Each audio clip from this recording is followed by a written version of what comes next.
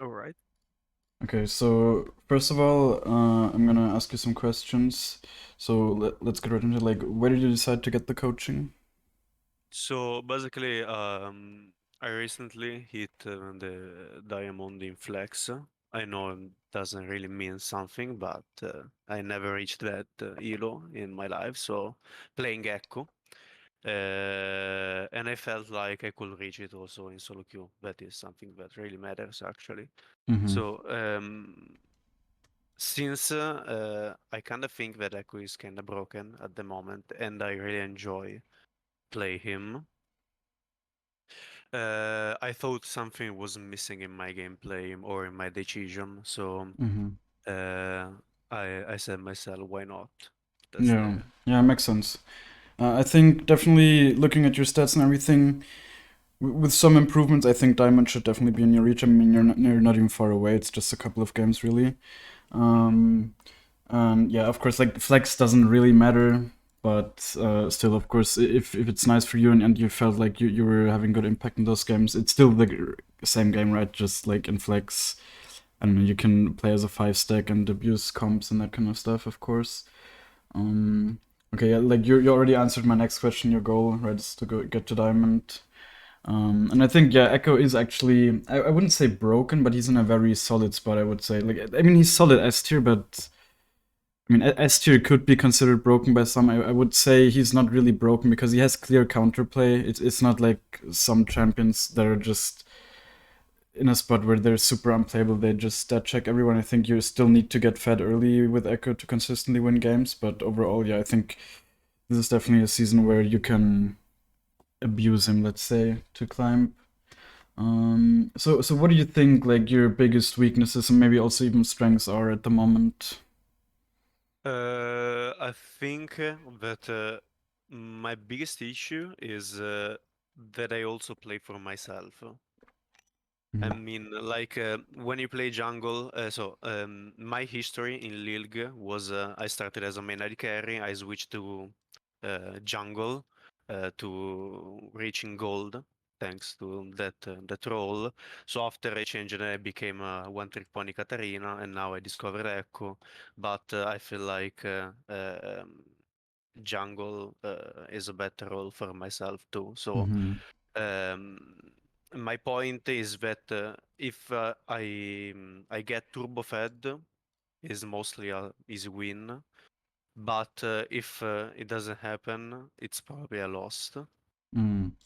So this also it probably might be because I only play for myself, take kills, getting farm, and nothing else. Hmm. So it's like Really?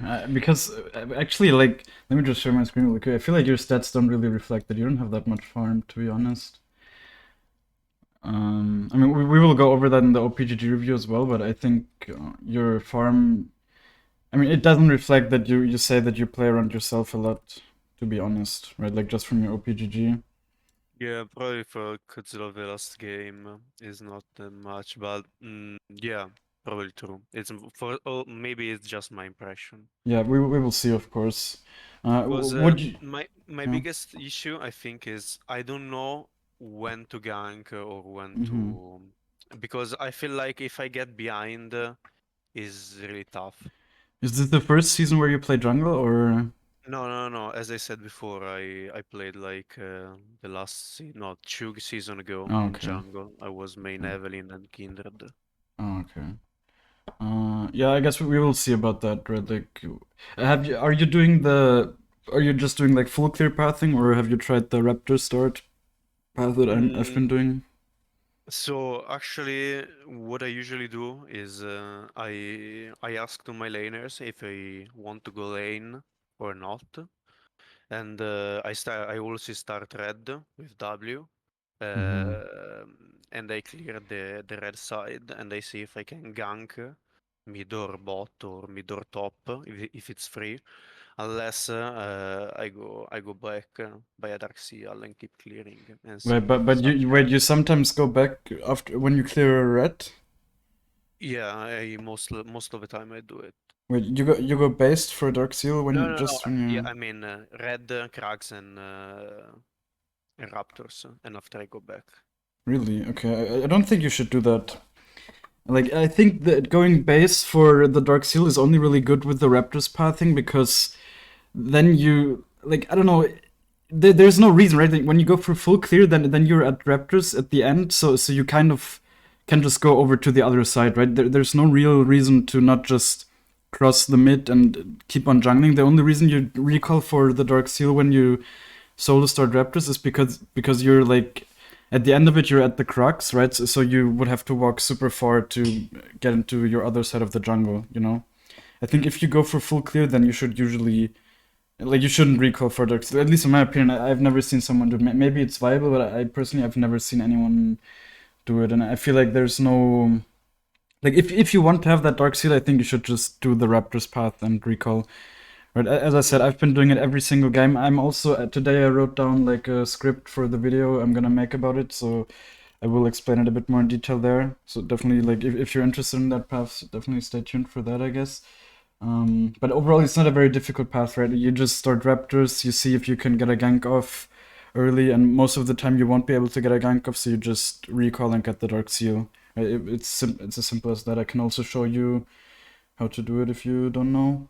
Yeah, but I saw in on some of your videos on Yeah. stream. In general, Uh, it's not difficult, right? so actually, if you start red, it's not worth because you lost a lot of time. When you recall, you mean? Yeah. Yeah, I guess that's it, right? Like, I mean, I can show you in a second as well what I exactly mean if you maybe need some visualization as well. Yeah, yeah, yeah. No, no, no. I got it. That's Okay. I'm asking it because even if I do it most of the time, I just can get raptors, wolves, and gromp and scuttle in time, Hmm.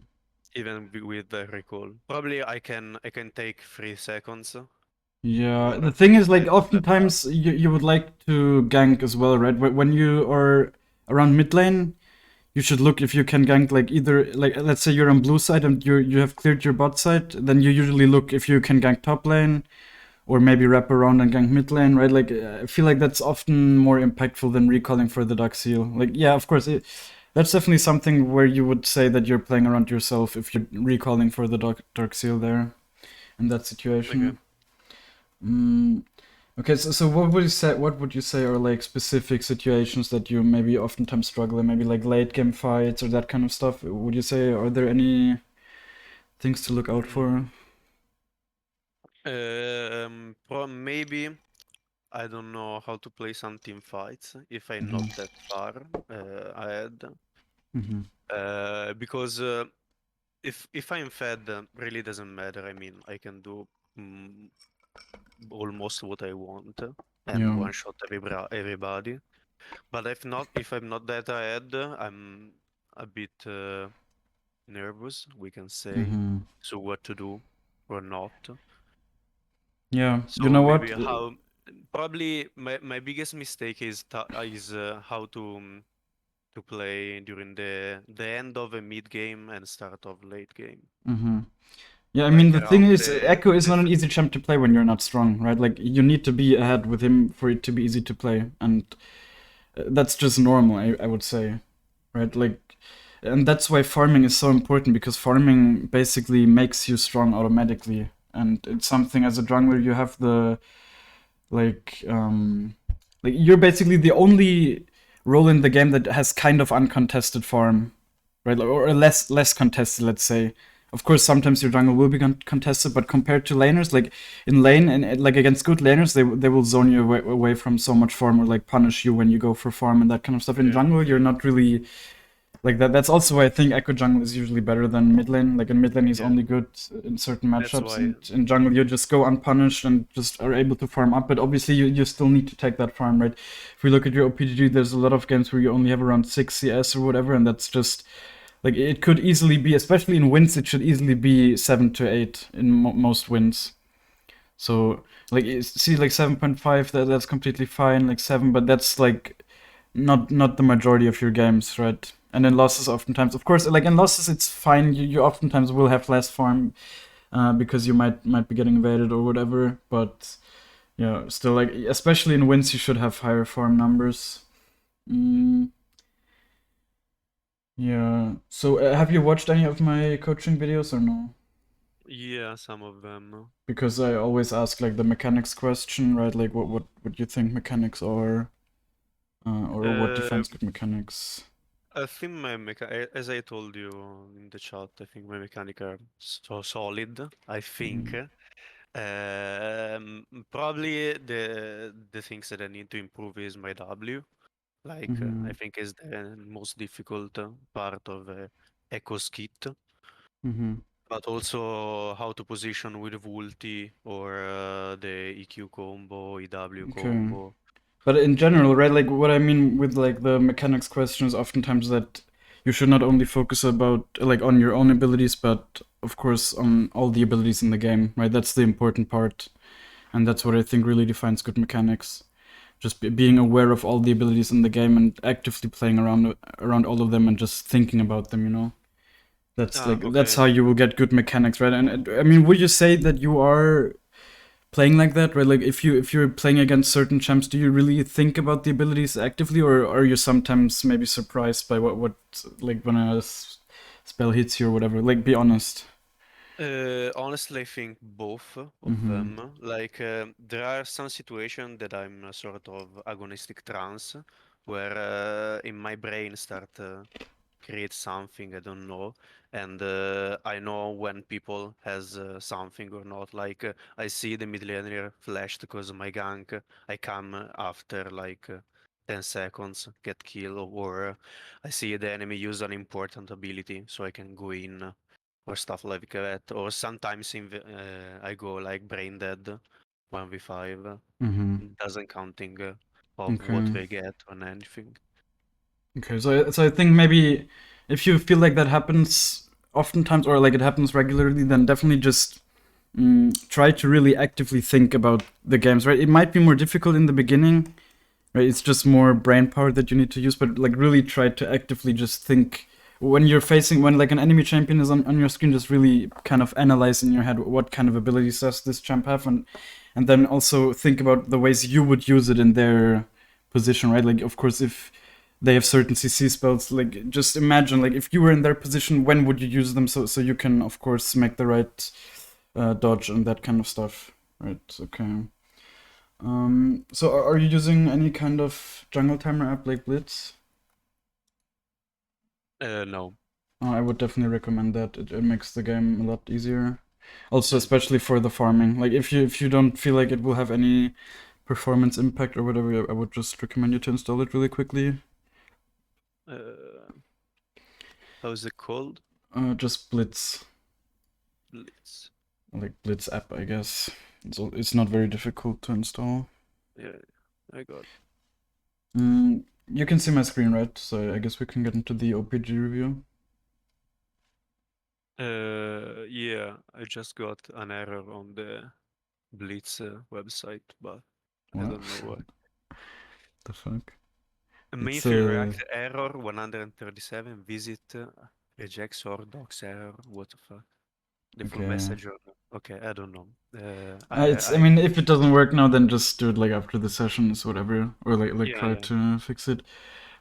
Okay, so overall, as I said, your farm numbers are too low. Like they should be at least, as I said many times before, this season farming is not the biggest win condition, but it should still be around at least 7.5, in my Okay. opinion.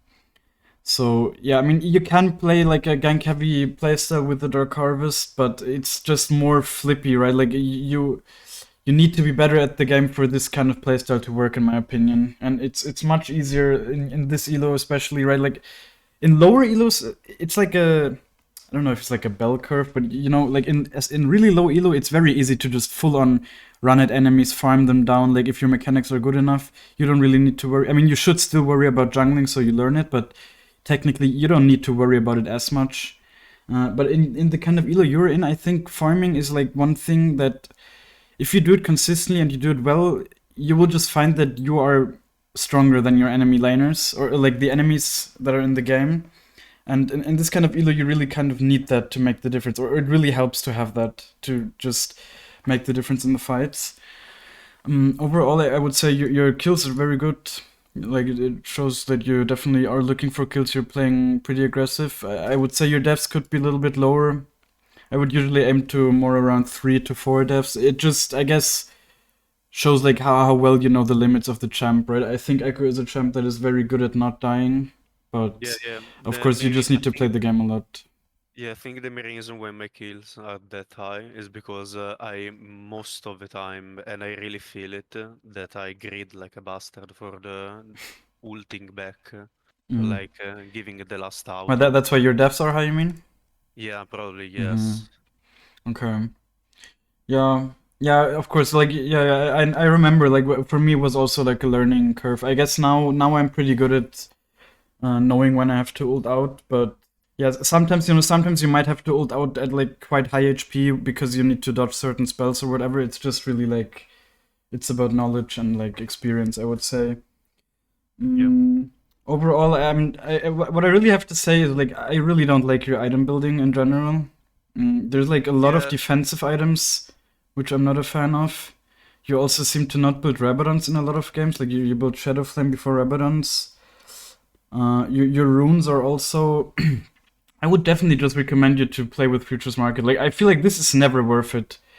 The only reason you want to take precision secondary is if you need the tenacity. I don't think you should ever take it secondary for alacrity. It's just the magical footwear and futures market has like so much more value. Really, I you definitely should play with that. honestly I know that also, but it's the feeling that I have with Alacrity with attack speed that that's why I told also in the chat about what should I build or not, because I Hmm. most of the time go run the same build Yeah, I or think I this go a setup bit is much better defensive. here. In general, I would say it's like it's just so much more consistent to play the game with futures market. Okay, you didn't play with, but like futures market, I guess you've never really played with it, but it really, trust me, it feels so good. Like you're able to complete items so much more consistently, especially in more difficult games. You know, in games where you kind of struggle to get kills early or whatever, then it just helps so much to actually be able to finish off items. And I just think these runes, like these secondary runes, are kind of mediocre, you know, for Echo. They're okay, but especially Alacrity, I just don't think it's ever worth it. It feels nice maybe, but it's like the game's not really about feeling, right? It's about just what's Yeah, good. So true. I think Tenacity is, if anything, like you should take this secondary for Tenacity. And especially, also what I see you go Green Smite a lot. I'm personally not a fan. I think like Blue Smite just makes the game. Blue Smite makes it so much easier to have good impacts in the game. You know, it's so much easier to join fights. It's easier to just run around the map, and it also increases your clear speed. You know, Yeah. when you just run through the map a little bit faster. So it's the Yeah. only smite that does this as well, by the way. Yeah, And but the green ones gives me it's all about the feeling in the last game. When I okay. start taking that rune, it's because I saw like a Korean player Oh. running that rune, so I tried myself. Also, I tried electrocute, watching around to see which rune fits better for me, and I found out Mm, that that one felt really good. Also, the green one also because allows me to be a little bit more greedy because it gives you tenacity. So mm. Yeah, I can it's take like one just. more CC. Yeah, but I feel like in those kind of games, usually you should just build marks. Like it's my opinion, of course. You know, there is not one correct answer to item building. Of course, there's multiple ways to build it. And of course, if you adapt your playstyle to the item building, maybe. But of course, like right, you asked me for a coaching session. I know the kind of ways I build my items, and it makes sense for me. So I'm Yeah, obviously trying to just tell you why I think certain item builds make sense. For example, I think electrocute is definitely something you can take. I think electrocute is best in against like early game junglers. What you did here, right? You took it against Lee Sin. I think that actually makes sense.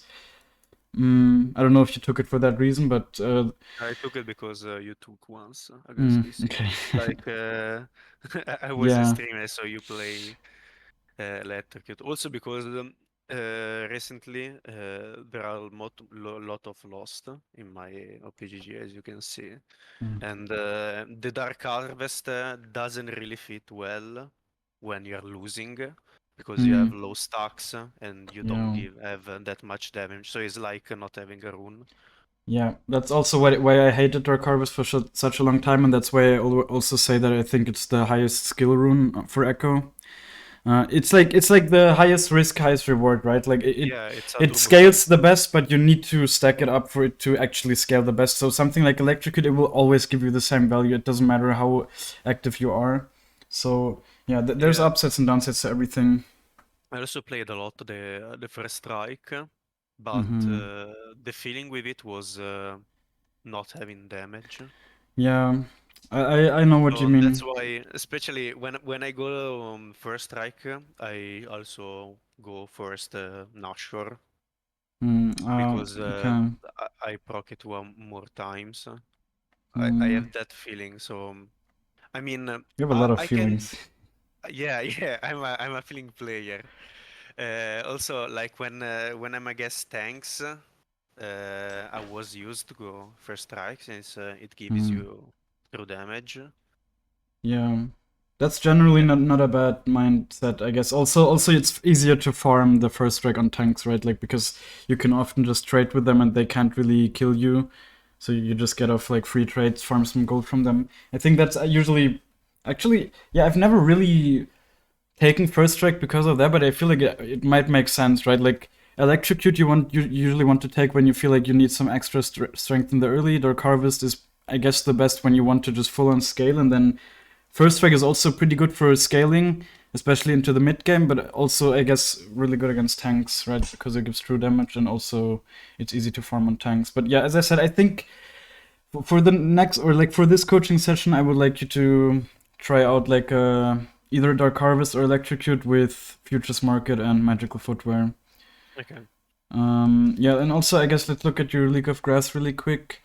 Uh, yeah, like as with most of the people I've coached so far, where I looked at the League of Graphs, the duels win rate is just it should be a little bit higher, or it could be higher, right? Like on both of my jungle accounts at least, I have around 82% duels win rate, and also less solo deaths, right? Like around I think 30 or something solo deaths. It just basically shows like how well you are at picking fight, or like how good you are at picking fights and knowing that you will win those kind of fights. Mm, but that's just something that will come with experience. Of course, it's just something I think you should maybe keep track of if you're like serious about improving. Just seeing if you actually start picking, like getting better at picking fights and that kind of stuff.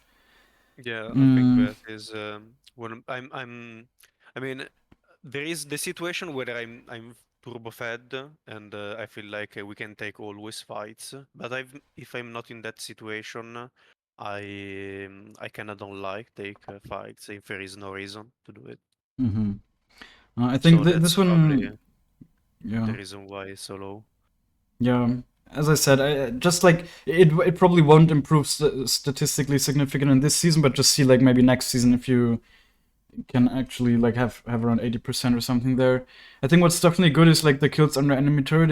It's the exact same as me. I also have around 12%. It just shows that you sometimes go for dives, I guess, and that you're aware that you can go for dives. It's definitely good. One thing I noticed is Kazakh's your ban. I hope it is your ban. I banned sometimes, yeah. I think this patch it's definitely worth banning Kha'Zix. Like he's so strong, and as you can see, also it's like a matchup you play a lot and you only won it once, I guess. So yeah, and it's Was kind of used the same for to me. Yeah, yeah, yeah. I was used to permaban Zac because Mm, I really did hate that blob. But recently I fought two Kazakhs that completely annihilated me. hmm. So, but even if they don't, they weren't that ahead instead of me. At like in the late game, I couldn't kill them. They can go stealth and do Exactly. whatever I want. Yeah, So I it's so cannot. hard to shut a fat Kha'Zix down. That's why I also hate playing that Yeah, matchup. And he yeah. can And just build now I very good start. items as well. Yeah, exactly. That's why in some games I went for like Shadow Flame as second item. Yeah, I've actually been thinking about that, right? Like doing that in these difficult matchups. I've been trying it out. It has felt okay so far. I've only played it like 3 times, I guess. I can't really say anything, but yeah, definitely something to think about, and uh, definitely worth trying out. Mhm. I guess you haven't really played against Zac because you always ban him. I think if you're gonna ban any tank, I think Zac is a viable ban. But overall, I feel like these tank matchups, oftentimes you can just kind of ignore them. They're not really worth a ban in my opinion. Mm, so yeah, I think Kha'Zix should be your ban at the moment. I guess your item building is fine. But as I said, I feel like with Futures Market you could get these numbers down for sure, and especially on your third item, right? Like that's where it just helps so much. I don't know. It's really you will notice it when you play with it. It allows you to just invest in yourself, basically. Yeah, the rest of the stats, I mean, they're fine. I guess like these are not super important stats anyway, like the pings, especially. I guess also one thing I noticed, I was just looking at your patterns overall. It's definitely good that you don't surrender a lot, and like especially with Ekko, I would say that's a very um, good habit. The rest of the stats are kind of irrelevant because they're for all champs and not just for Ekko, but yeah, like if you're playing Echo, I think you can win a lot more games than you probably think. Obviously, like sometimes you just want to surrender, you just want to get out of games, but it oftentimes just takes like a kill or two in the mid game where you just are able to finish off your items and then you might even win games. It's happened quite a lot to me recently, I feel like, and yeah, like, I've actually felt like when I had good mental and just didn't tilt and played games and really tried to win no matter what happened, then I've won a lot more games than I thought I would win. So Yeah, definitely a good habit. I think, but my main problem, talking about that before, is what to do. Like when I'm lead, I have a lead. Like Hmm. there was a game like I started as a 3-0. I was in my mind, I was like, okay, I'm 3-0. Every lanes are winning except like I think top lane, if I'm not wrong. This game is mostly won because we are all pretty ahead instead of them, and after we lost it because Hmm. I probably didn't know, and that's not probably, I didn't know how to get my lead, use my lead. How to snowball it. Yeah. Yeah, I mean, it depends, right? There's some games where you just need to keep being active, keep killing. There's some games where you just might want to just lay back and just focus on farming first, and then look if you can get stuff. Because, like, I think especially in games where you're the only one that is really fed, you should prioritize farming just to make sure that you stay ahead, right? Like because flipping fights with your team is oftentimes just as I said, right? It's like flipping. So as soon as you just start losing a fight for some reason, maybe you mechanically missed it or whatever, you just lose the game of that. So Mhm. in my opinion, in those kind of games, I don't know what exactly happened in the game you're referring to, of course, but in those kind of games, often you just want to keep farming up to a point where you're so strong that you can carry the fights on your own. Like in the ones where you're really where you really feel like the game is on you, like you're 3-0, maybe your laners died a bunch of times or whatever. And then you should usually, to really snowball, what you should really usually do is just collect shutdowns, right? See what who the targets are with shutdowns, and especially if it's squishy targets, like an ADC or whatever, just really try to hunt them down. And Okay. that's how you will further snowball yourself, and you also will, of course, kind of, as it says, right, like shut down the fed targets. Do you want me to show you the Raptors path really quick before Yeah, or why not? Why not? okay? I guess I will do that, and I can also like show you again where I think recalling is not that great. But I think you understood, right? Just maybe for some viewers as well. Yeah, as I said, I think this should be a room page if it's for early game, maybe with electrocute instead. But So, overall, a question about one rune that mm-hmm, got nerfed recently. I mean, recently, some patch ago, the Treasure Hunter. mm-hmm. Because I saw someone start and take like the movement speed one. I I think it's still worth the money, the treasure, because gives you money and you can get yeah. items faster.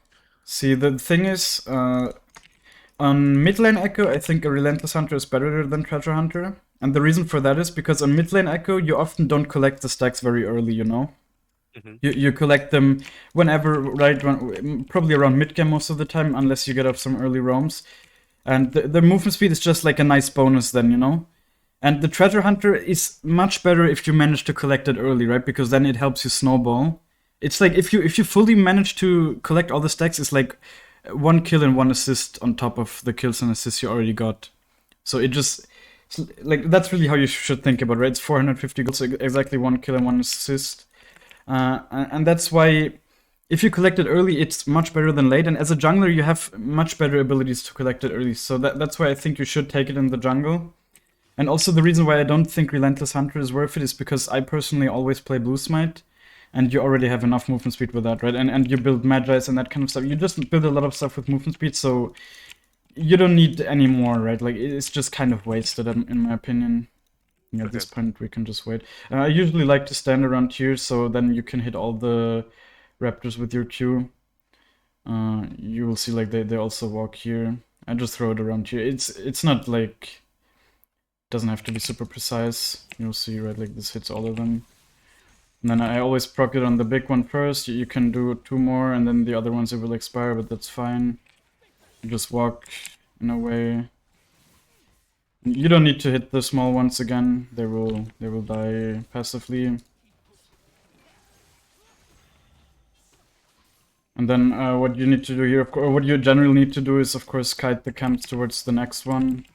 I'm sure you'd probably do most of that stuff, right? But I'm just saying it. Yeah, Generally. I might need to improve some kiting Okay. times. I mean, yeah, you see the circle here, right? Like just kite it until the end of that, towards the next camp, and then yeah, you clear the camp. I always met the crux. You will see in a second why, right? Like now. Yeah, I know, Yeah, they because all you die can at use the same a Q. time. And then the Q, exactly. Yeah, like the return Q will hit them. And now of course, you have to make the choice, right? You have enough gold to just recall and get the Dark Seal. The only reason I would never not recall here is if the enemies are above this line. Is usually what I like to use as like a visualization for myself. If they're for some reason pushed in until here, like the enemy bot lane, then you can gank them. If not, and preferably they also fought a little bit. They're quite low, you know. And if not, then you just recall and it's good, right? You get a Dark Seal, and then oftentimes what you will find that you walk out of base here, and your top laners, like they're usually around the middle here with the wave set I've noticed, but they might be around half HP if they've played the game. So you just what I usually do here is not jungle, but I will usually just look to really gank top here. And if top doesn't look gankable, mid, right? And if I can see, walking out of base, if I can see, like, both of these are not going to be gankable, what I do is I clear, like, Grump, Blue, and then I will, well, I usually don't smite it, but I will be exactly level 4. You can skip the wolves here. And then you can look for a play after that, right? So yeah, that's like the... That's This the... is totally different from what I usually do. Yeah, but the reason, right, what you told me is that you start here, Yeah, go then you go down. here, and then you recall. But you're just so close to this, so at least if you do this, then you should also just go over and either see if you're like here and you see maybe the enemy top is overextending, then you go there, or if not, then you just keep clearing, right? But so I think it's just a waste of your laner's leash, I guess, right? Like if you force them to leash, you should at least just full clear then, you know. And the good thing about the Raptors part as well is, of course, that you're not forcing your laners to leash. Okay. You know, I guess you Gotcha. can just go in a live game. I don't think we need to really check your jungle clear ability. Okay. I should show you my screen, right? Mm-hmm. Yeah.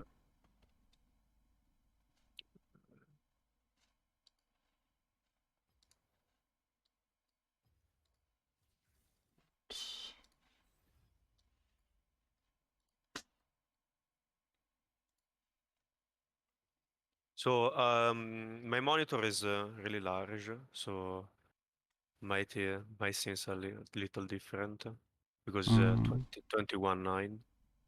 Okay, I don't know. I mean, it seems fine. Yeah, because this is just the the client. Yeah, yeah. Do you want me to in game? Do you want me to be more like passive, just let you play your game, or maybe give you more active feedback? No, active feedback would be great. Oh, okay. I guess we can do that. Do I have to like tell what I'm thinking or If you want, you can, of course. I mean, it's definitely interesting to know, but if you feel like it's difficult for you, then you don't need to. okay. Yeah, I mean, of course, right? It's definitely helpful, right? If you tell me some things that are going through your mind, like maybe you're saying I'm looking to do this and whatever, I can also see if the things that you're saying uh, are the things that you're actually doing, right? Like maybe you think of certain things, but you don't actually execute them correctly or whatever. That's also interesting to see, of course. Okay. But yeah, like sometimes people have the right ideas, but they're just not able to execute them, or they think they need to execute them in certain ways but do it wrong. You know. So yeah, if that's something that doesn't make a huge like doesn't take too much brain power away or whatever, just it's of course good.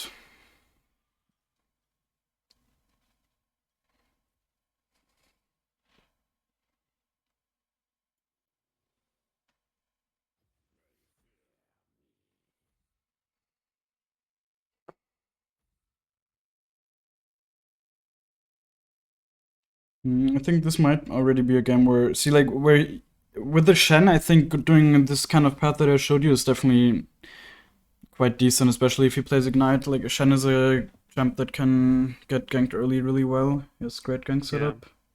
I was thinking the same. Like I don't think Maid could be a easy gank because Yeah. Aurelion is kind of weak early. Top Mm-hmm. is pretty free if he can link his taunt.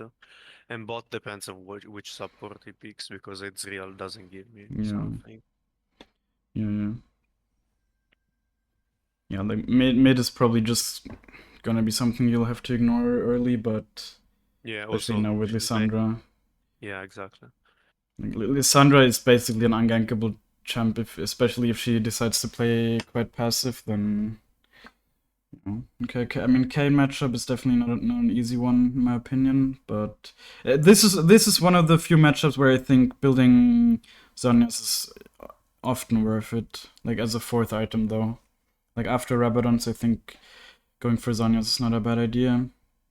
Yeah, it Yeah, might even be an electrocute game, to be honest. I think electrocute, first of all, it helps you fight against Kayn in the early game, and it also helps you against champs like Kai'Sa to actually one-shot them. Like Kai'Sa is an ADC that's not very easy to one-shot because of her ult. yeah. There are But two champs that I really hate, Kai'Sa and Kane. yeah, I mean, I with mean, Zyra, might be gankable in bot, but I'm not sure yeah, she's bot lane is far for enough. sure gankable, but probably like not on your first clear, right? Like if they massively overextend, you should still gank them for sure. But yeah, just try to punish the Yone, honestly. Yeah, I mean, Yone, especially if he's greedy and maybe doesn't. I mean, he probably plays TP on top, but still. I think Electrocute is good here. I mean, generally, Electrocute is always fine in my opinion, right? It will get outscaled at some point. One thing about Electrocute that's also nice that a lot of people probably don't think about is the fact that it interacts differently than Dark Harvest, right? Dark Harvest is like if enemies are below 50% or something, you deal extra damage, and Electric is kind of the opposite. It's where when you basically just burst them down faster, right? So that has some synergy with Ekko's W passive, right? The W passive of Ekko is that below 30% you deal more damage to enemies, so Electrocute oftentimes helps you get those enemies below 30%. So that's definitely something to think about. I think in certain matchups that really helps. Or like in just certain against certain champs, I guess. And especially I think against champs that are just generally quite strong in 1v1s. so Hmm. my question is, do I have to say like to the bot lane, go lane, I start No, I think generally you should never say anything to your laners. Because it will often, especially in Uriel, but even higher Uriel, it will make them not play the game they want to play, and it will usually just make them play worse. Just see what happens and see if like just accept what happens, and if you can't gank then you can't gank, right? But it's not like, yeah, just I think you should never tell your laners the game plan or whatever, because it will never happen the way you want it to anyways, or almost never. I think it really is usually a mistake, in my experience at least. Okay. So at the beginning, if I have W, what I usually do is place like a word here and Mm. W over here or I actually the can't see same. your mouse. I can't see your mouse. You need Ah, to okay. share like your monitor, I think, for that. Yeah, I think this word is good. Like, or to the brush that's like next to you, right? Like to the right. You can also play. No, not the thread, but yeah, the one next to the red, basically. Is also where you would want to place a word in matchups like this, especially. Because the cane can, of course, invade you. Yeah, Yeah, I'm gonna screen share you the. yeah. Also, I guess just ping your team and tell them that you're gonna solo, right? Like at the Raptors, so they will go to lane. Just like,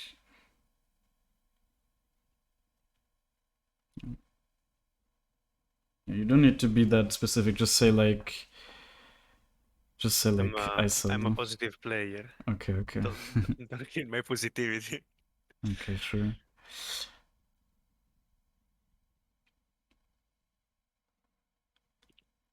Yeah. You have like a cheater white screen monitor, right? So you can see a bit more. Is that what you were saying? Oh no, it's okay. I got No, a problem. no, it's not a Um. problem. Okay. No, I was just saying, right? Like you can see a little bit more than the average player because it's like your Uh. whole screen is a Okay. bit Okay. Okay. wider. Okay. Yeah, like a friend of Oh, mine also has whiter. that kind of screen. Yeah, yeah. I heard whiter No, no, because no. I had some problem with my screen about the Oh, whiteness okay, no, I because didn't mean of that. the HDR. Yeah, at this point when you're at Crux, definitely look at your bot lane, right? See how it's going there, and like really look at them. I didn't know what happened there, but probably, yeah, it looks like a recall angle. I mean, yeah, just recall. What you can sometimes do, of course, is go for a lane gank, but that basically means you're gonna commit more time.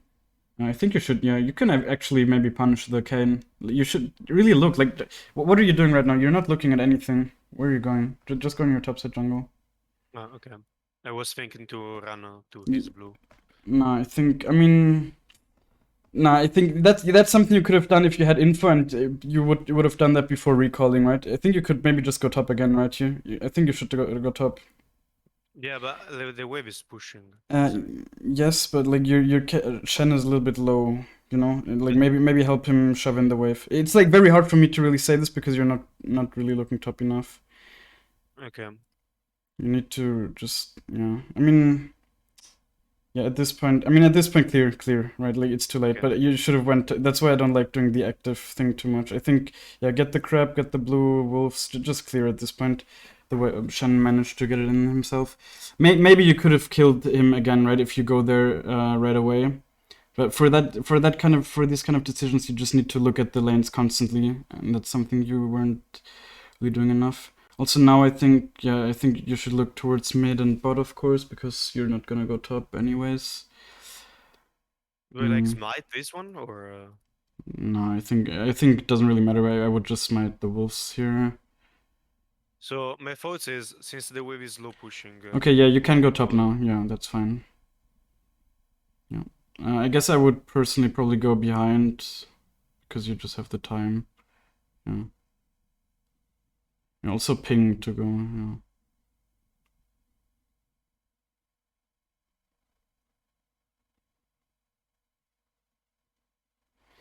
Yeah, very good that you held your E there. Yeah, nice. I guess you can maybe counter gank mid. Yeah. Yeah, you might be able to get something with W here.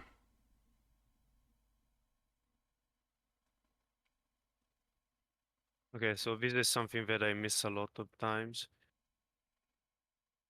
Yeah, it was just a little bit, how would you say? Like, you weren't really patient with your abilities there. I think you didn't have to throw them out so quickly. You could have easily just went on them and made sure that you hit, but it's of course fine. At least you saved your Aurelion.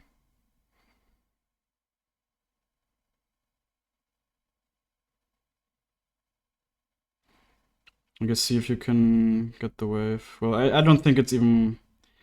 Like, sometimes it's not even worth... Like, now, of course, you showed already, but sometimes it's not worth showing for, like, 2 minions, you know? Because now, of course, they know that you're here. And for 2 minions, it's not necessarily worth the trade-off. It's like, if it's like a full wave, it's for sure worth, but for 2 minions, it might not be oftentimes. I guess what you can definitely look to here is maybe look for lane gank on bot. Just see if you can run in the brush and get something. Definitely make sure you get the small ones, they're worth the most. Okay, gotcha. I think this mean, might be also a recall angle. yeah, just see if it's not warded, then just stay in the last brush for a second there. Yeah, it's warded. Whatever, just go base now, I guess. Oh, the canister. Oh, unlucky. I guess you should help him shove in the wave so you can go base.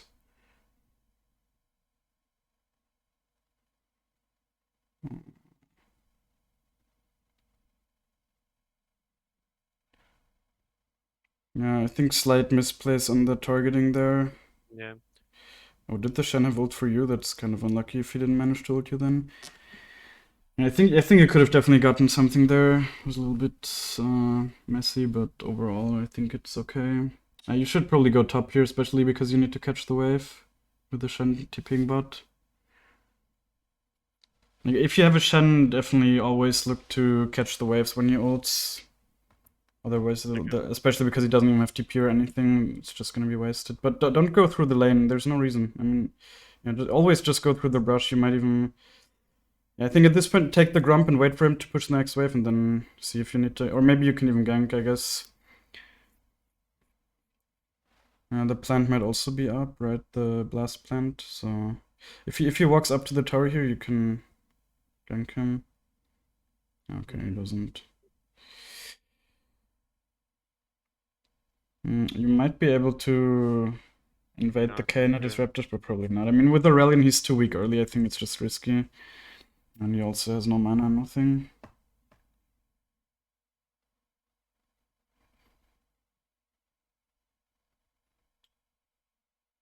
Where do you usually place your control wards? Depends on what I need. So where are you gonna place this one then?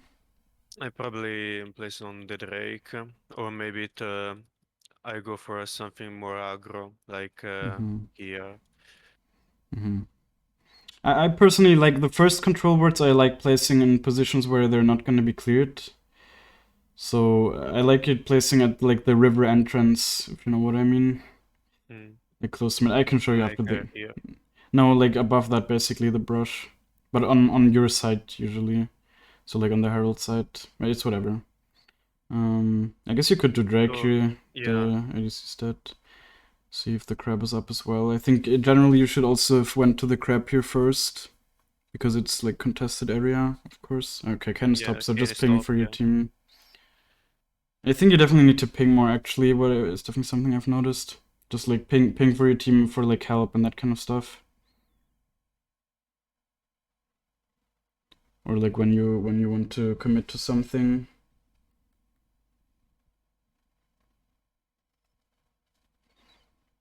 If the Kayn shows top again, you might even be able to invade his blue. It just came up.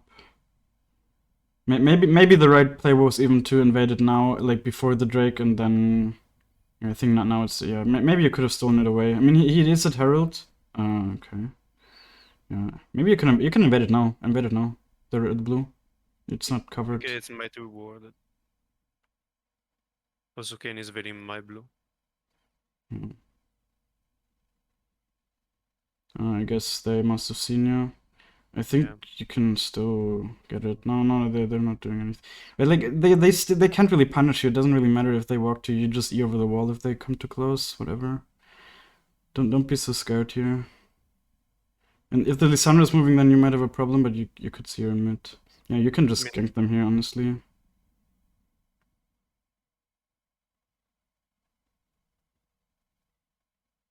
I'll go on the board, yeah.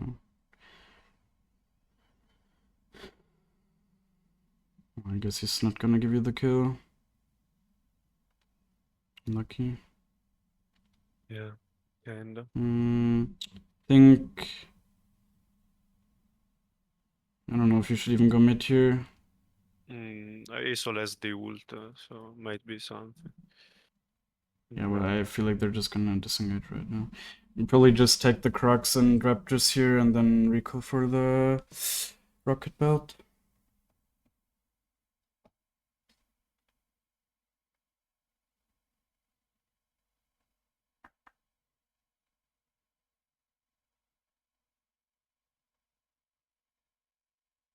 I guess you could look for... what you're definitely not doing enough is just looking at the lanes in these kind of situations. If you see the... Yeah, I mean, maybe look if you can get into the brush here with the sweeper and then see if you can gank. I think she won't expect that for sure. I think... yeah, that's fine. Just ping your E now, I think, in these situations so your team knows when you can engage. Yeah, I think now you can place W.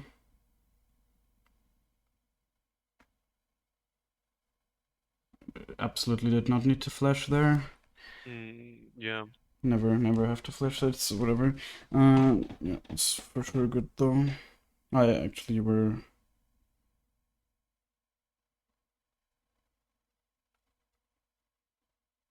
nice.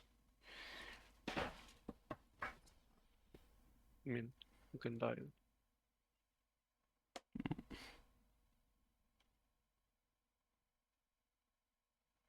Nice. It's a bit sad Yeah, that you didn't get any kills, but it's still going good overall. the plates.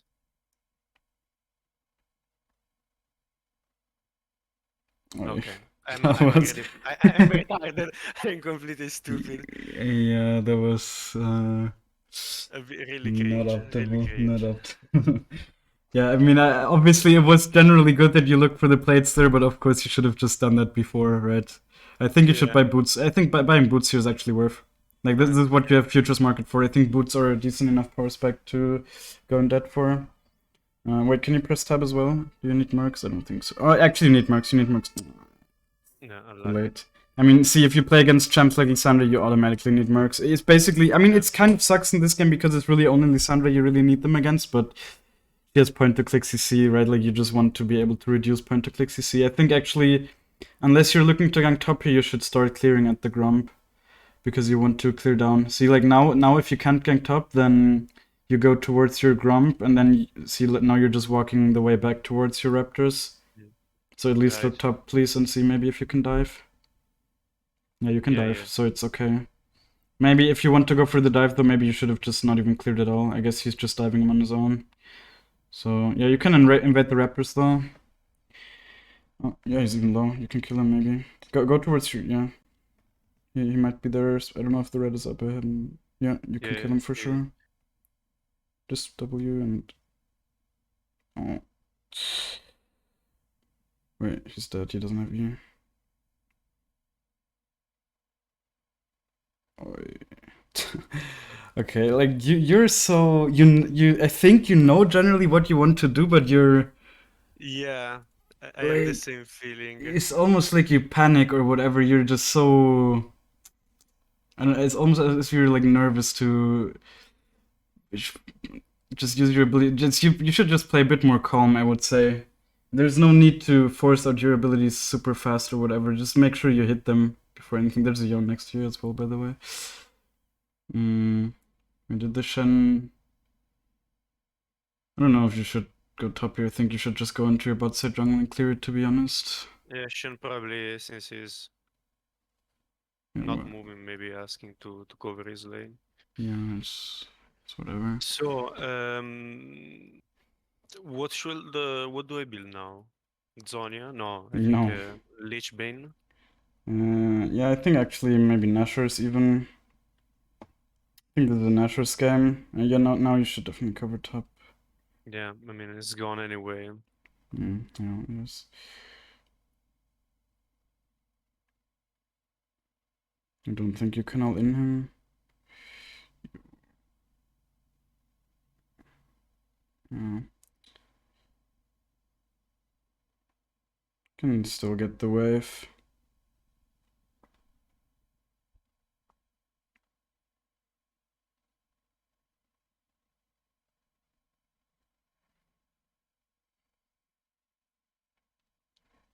But like Yeah, now, just clear jungle and clear jungle. Your jungle has been up for such a long time now.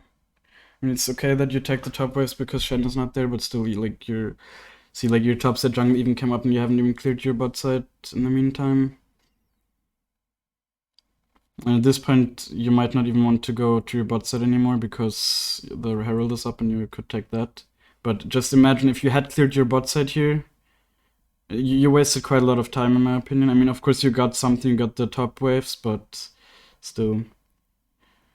I think if you just had cleared your jungle, because it also makes your jungle respawn again, you know? So it's just, you're basically generating more gold by clearing your jungle. And also, of course, so you were just away from the bot side for quite a long time.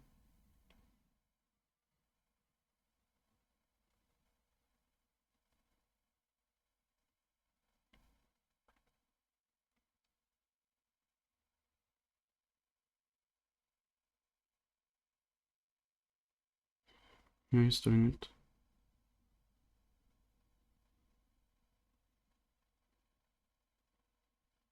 Wait, does he have his form yet?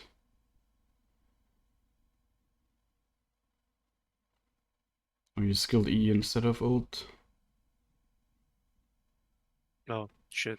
Whoops. It's whatever.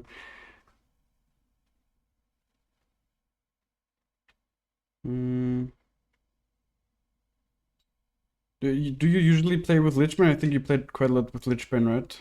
Yeah, I would say Lichbane is also fine here if you like playing with it more.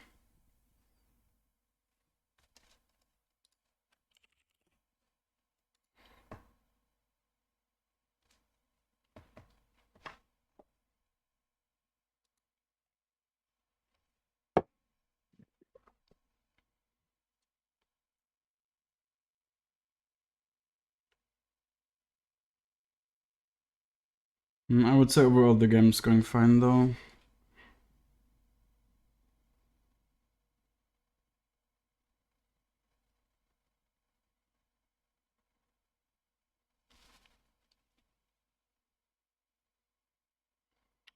I guess you could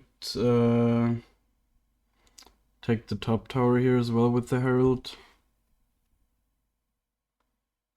You might be able to get it without Herald even. Maybe use the... See, like, I think these blast plans are kind of good to use. Just like you could have used it to see if anyone's gonna be here. Yeah, if they have vision. do I go Herald now? No, I think you can just take the Drake and definitely skill ult, yeah. Take the tower. Yeah, see, it's going down quite quickly.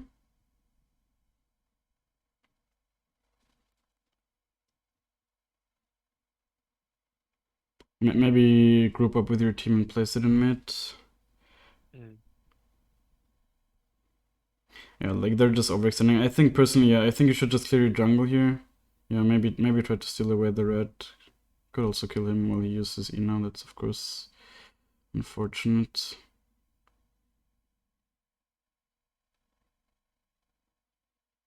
Yeah, not lucky. Yeah, you had smite, I think, right? You could have smited maybe to slow him. Yeah, I thought I smited him. I didn't. Yeah, that definitely, I think, would have killed him. But Shen is my hero. Yeah, he actually died like an idiot. I guess you can place Herald here. Mm. It will die. Oh, the tower will die. Yoink. I think just go in your jungle and farm it. Honestly, there's nothing else to do. I mean, the Drake's coming up in a second. You could also recall. Wait, like, can you? Like, you need to press tab really. Just like tab and look at your lanes way more to just know what's going on in the game. You know, the Drake's coming up in 45 seconds, so you should base before that to complete your items. Yeah, take the crab to have a control there as well. I didn't really see that. I guess you can help your team as well. Now. Like this, it's just a little bit messy, but don't get baited into a bad fight here.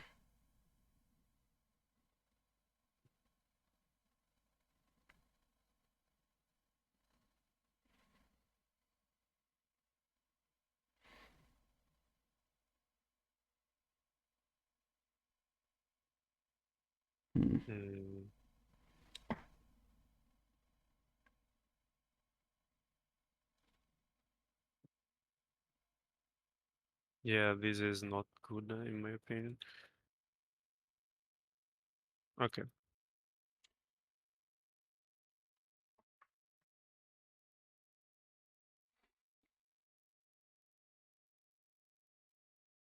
Uh, uh,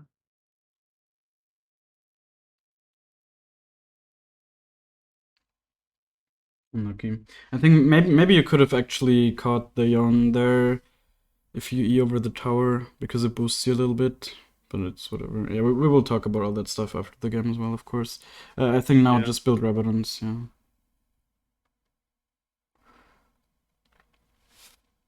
But again, there was like such a big time window here where you could have just farmed, right? And now you would be a little bit stronger. And instead you chose to just team fight and flip, and it didn't turn out that great, right? It turned out kind of even overall, when you could have just been ahead and gotten the Drake for free.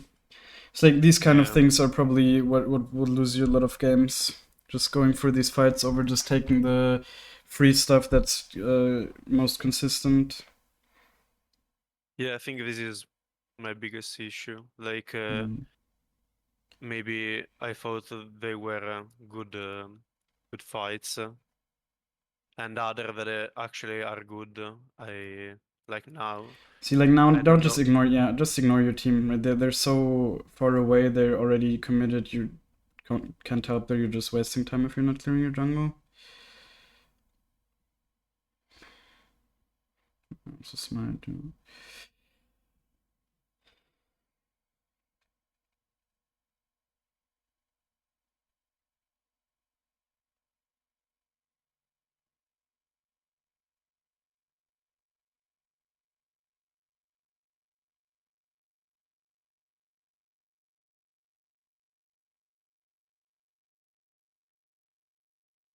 Maybe. Okay. Yeah, I don't know. This Syra is definitely out of position quite a lot. Just don't let yourself get baited into like bad plays by your team. You just need to realize that sometimes your teammates will go for bad plays, but it won't lose you the game as long as you don't commit with them.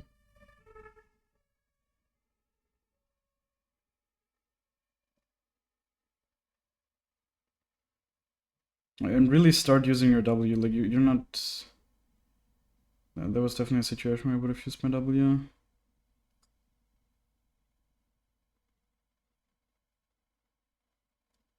Yeah, like in this situation, I don't know what should I do. Yeah, probably just don't overforce, right? Like if it doesn't look like you'll be having a good fight, you probably just won't be having a good fight. Don't keep running at them. Of course, your Aurelion died for no reason. Oh, you can punish her. Whatever that guy was thinking, like interesting. Same goes for the Zyra though. She's just in the river alone without vision. It's nobody knows what's going on. But they can't do Nash without their ADC at least, so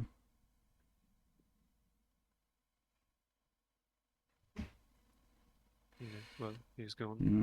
yeah, just make sure you don't die as well here.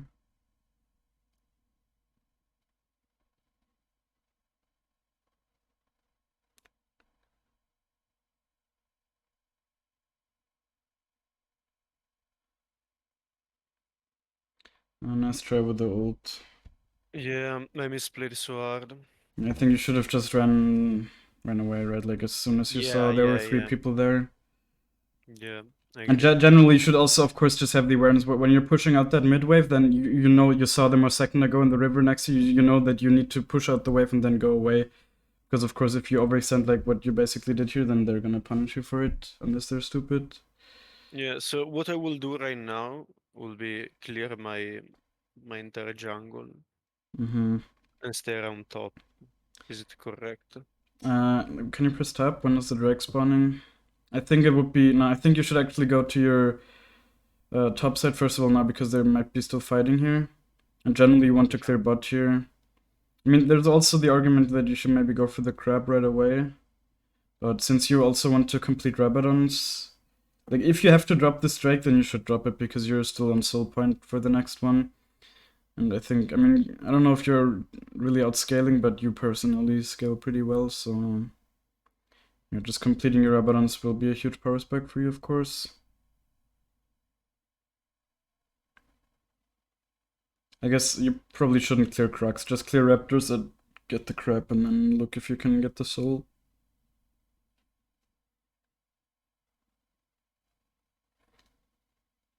Okay, you already got it, I guess.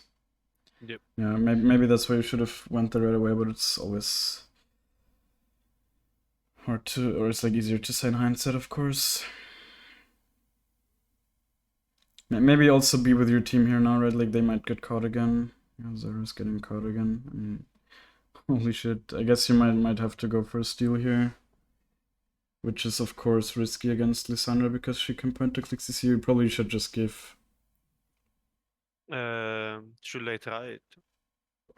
I don't know. It's like probably not, honestly, but there's also not much else you can do. It's just that Lissandra can point to click CC. Okay. Yeah. Okay. And you can't even place wards because Zyra is dead. Yeah, it's just this Zyra is inting quite hard at the moment. She's just getting caught before every objective for no reason.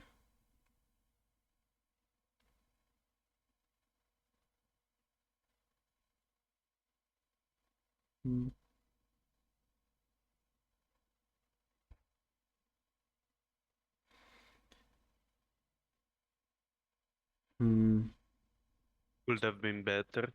Ah, that Shen didn't even come through, that's unlucky. Yeah.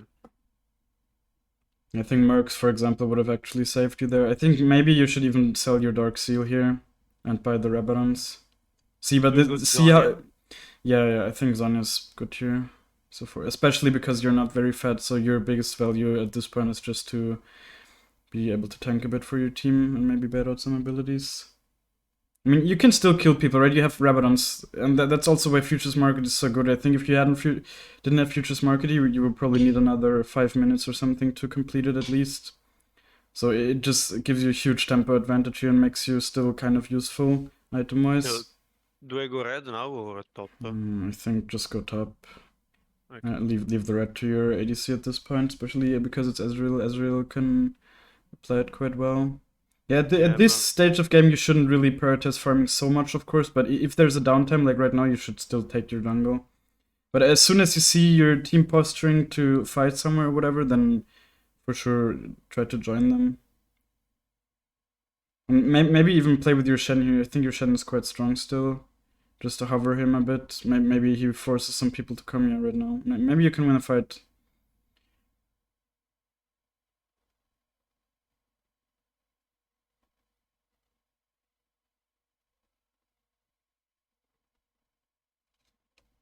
Okay.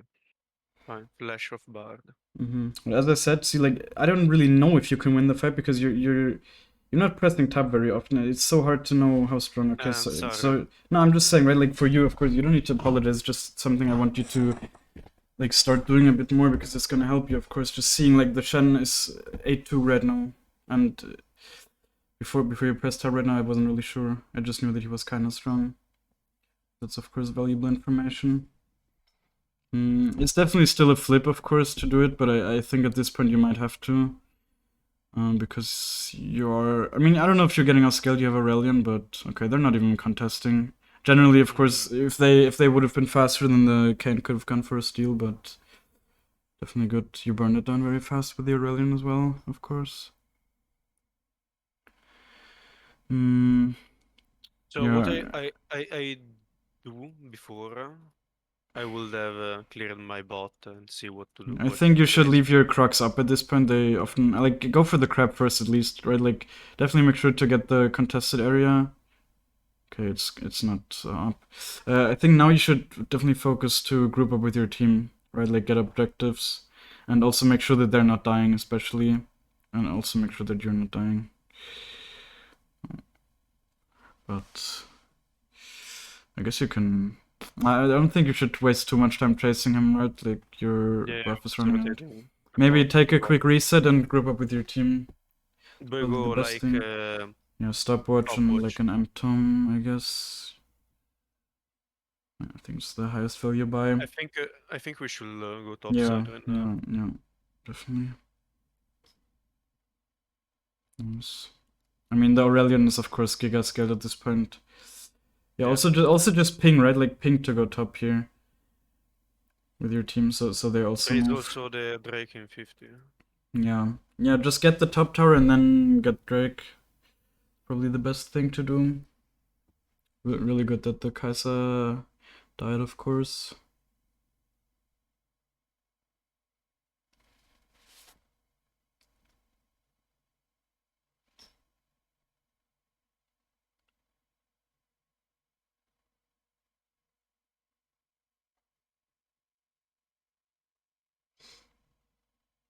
I mean, at this point we can take Inib, I think. Maybe. No, I think it's better going. Yeah, I think at this point, okay. I mean, they're getting caught a bit. I guess you can push I even mean, more. I can solo Drake. You could do that, yeah. I mean, maybe you should be with your team here on top side, but getting the Drake is also not bad.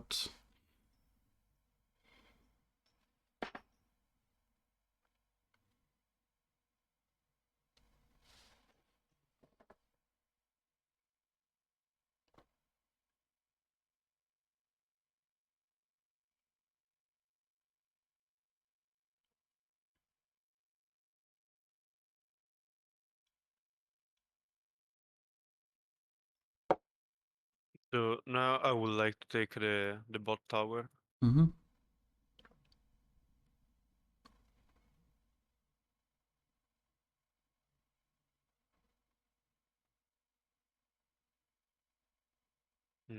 But also maybe it's better set since I have no information about where they are. Yeah, maybe you could have gotten it, but Mm. it's definitely a bit risky. Do I go Uh, like armor or no, no? it finishes usually better. The Seeker's Armguard is just one of the worst items. I don't think buying potion is actually worth. Okay. There's no big objective coming up. It's like when you buy it for Nash fight or whatever, then it's worth. But no, So it's like what do I know now? Like I guess just farm for your Zonias at this point. Yeah, I think you should have went for the tower there. Then you could have bought the Zonias. Probably would have been worth it. But like with Ekko, even if they come for you, you can often still escape. oh, Can you buy it now already? Yeah, yeah. you can. So just reset really quick.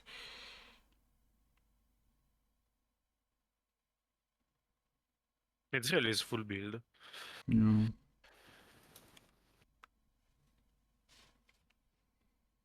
Yeah, I guess maybe group up with your mid lane, honestly. I mean, yeah, look if you can help them here, but generally I think you should look to get the mid inhib now.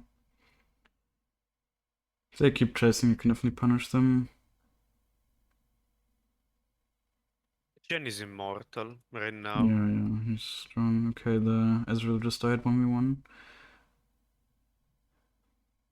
Place your W, please.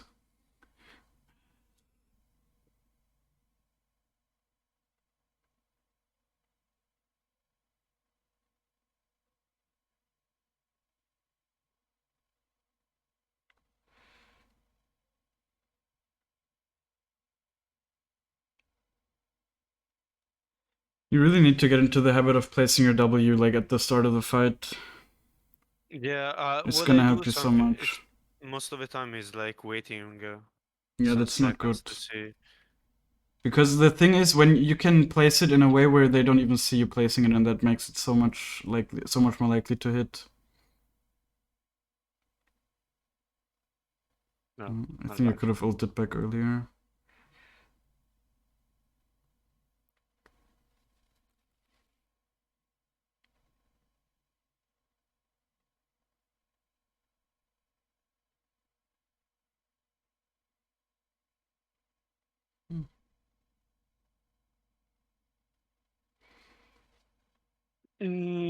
I miss playing quite a lot in this game. Yeah, but that's fine, right? At least now we'll have like something to talk about as well. That's good. I think yeah, there's definitely been a lot of mechanical misplayed as well as like just decision making mistakes in fights and whatever. But that's not a bad thing, right? If you feel like that happens frequently where you lose games because of stuff like this, then that's obviously something you need to work on.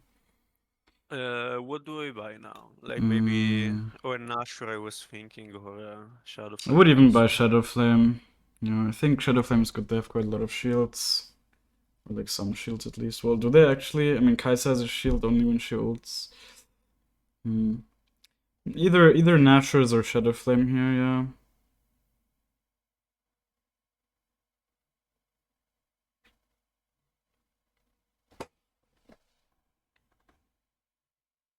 I don't know if you'll be able to. No, you won't be. Um, I think you should just try to group up with your team. I think the biggest reason you just all died here is because you were permanently fighting with a numbers disadvantage. I think at this point, if you just group up with the Aurelion, you should win most of the fights. Yeah. Just make sure not to get caught before. I guess best way to fight is just at Elder, right? Like just. I mean, of course, it sucks that I think they will still have the Nash buff at that point, but it's not the end of the world. We suppose you didn't see that he right. Yeah, you didn't see shit. In realtà Yeah, I think now you should maybe even. Yeah, I think now you should buy a potion. Buy a potion to be as strong as possible for the Elder fight. Also ping your team that you want to fight Elder, I guess. It's just these small communications, I guess, they help, right? Like, it's just so you're on the same page. Of course, they also think the same most of the time, right? The Ezreal pinged Elder Dragon, but lucky. I thought I could I don't remove. know. Yeah, I don't know if that's Okay. worth it, but I know what you wanted to try to do there, of course. But I feel like, especially if you have something like Ezreal that can easily remove it, you shouldn't really use your Rocket Belt for it's a 40-second cooldown. It helps you to one-shot people.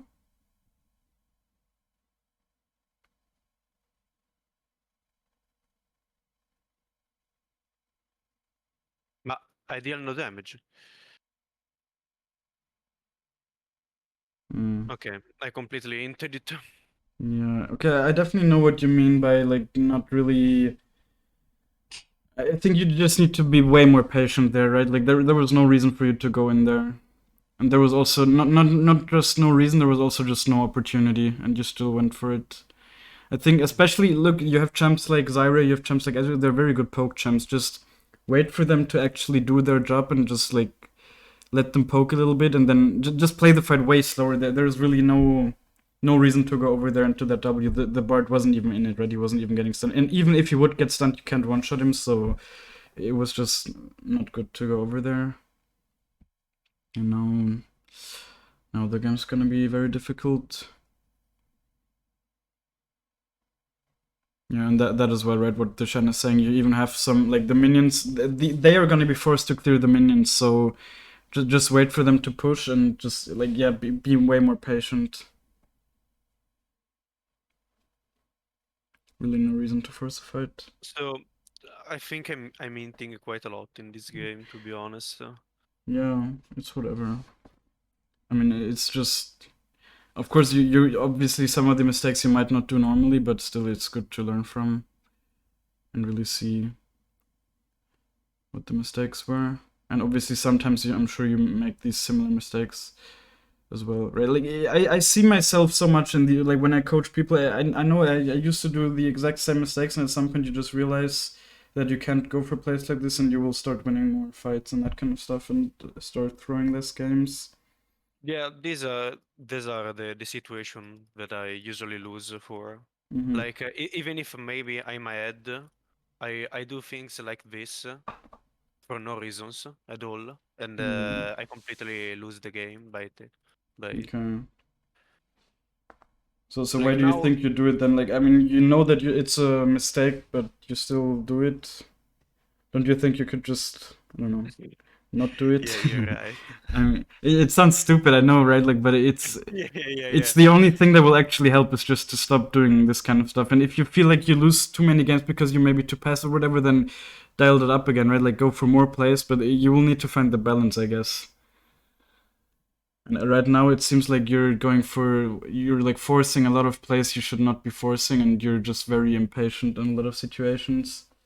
And Yeah. that goes for like a lot of things as well, right? It goes for your decision making, but also even just in your mechanics, it shows that you're quite impatient with the way you use your mechanics. You're not really focused on hitting them a lot. You're just focused on getting them out in some fights, especially in the early. That was very noticeable.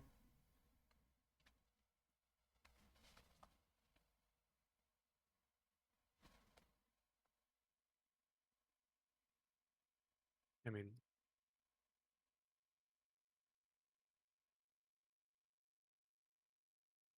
Mm. so luckily we can clear pretty easily. So Yeah, for sure. and it's real is choking them down. Yeah, see, like imagine if you just let him hit a bunch of those Qs or like W Qs before the elder fight, and then it's gonna be so much easier for you to actually kill people, especially at this point where you're not super strong, right? Like that's also something you really need to think about. Hmm. So it's so hard for if you're not super fat, then Ekko is not a champ that can 100 to 0. He can only do that when he's really ahead, right? And in your position, what you can do is mostly just chunk people and maybe CC them a bit or whatever, but you can't really go for engages where you're looking to one-shot people.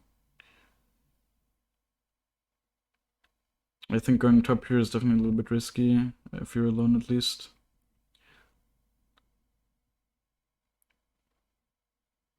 Yeah, I just wanted to clear this one. Yeah, I mean that's generally good, of course. Just make sure you're not walking too far away from your team because of the Kane. Like that's why the Zyra died so much this game, because she Okay. just didn't respect the Kane. I guess you could look to take Nash here. I mean, you know, they're getting caught.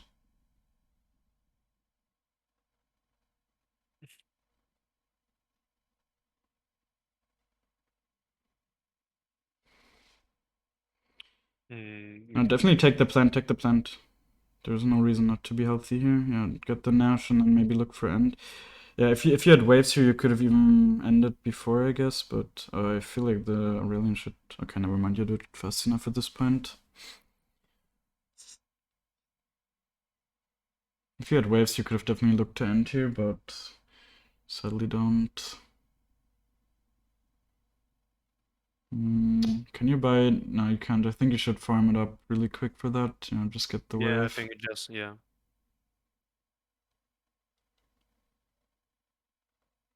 See again how good futures market is here. You would have to. I mean, it's okay. You in this situation, it's not that great. You could have just taken your jungle, but in another wave. But oftentimes, if maybe your team would have taken your jungle here or the enemies, then you would have been missing like like a couple hundred gold, and then it's super unfortunate. You're just sitting on a lot of gold and can't spend it. So about what the team should do, in my opinion, we should go bot to Yeah, get definitely. the tower Especially like bigger. definitely be towards, but they take the crap here as well, right? Like the elders are coming up again. Super important. I think the Ken already took it, but you should really prioritize that kind of stuff now. You can kill him. Yeah, if I could land my, of Maybe course. maybe you can kill the Ken. I Yeah, think he's yeah, very Kenny deep should be here. dead. Yeah.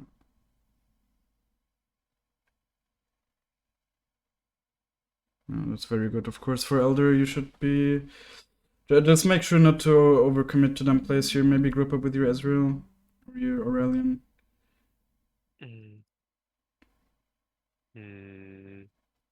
I'm a bit Yeah, scared, yeah, the honestly. Shen is also dying to the Kai'Sa, I feel like, or I mean, we can rush I it. don't know. I don't know if you should rush it. See, like the Ezreal's not with you. It's a bit Yeah, but forced Kane again. is dead, and Yeah, generally you're right, but you still need your team to help you. Yeah. No. Okay. Yeah, that should be game winning. Just ping your team to group up. Like, just, I don't know, ping for the mid inhib or whatever. Just group up with your team. You also have. I guess you could ult back here, honestly. Just buy potion ult back. Yeah, push the bot wave. I mean, there's no real reason to actually push the bot wave. You could just get the inhibs and end. But like, you don't need to get the side waves necessarily here. Especially because you have a big mid wave and top is also kind of pushed up.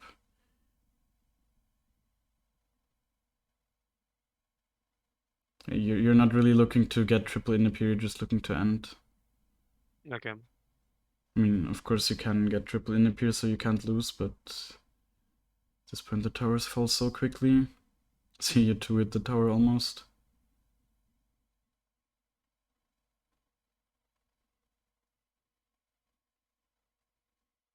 I think you still win now. Yeah. I think I've done really a lot of mistakes here. Yeah, for sure, but whatever. With combos, decisions, and stuff like that.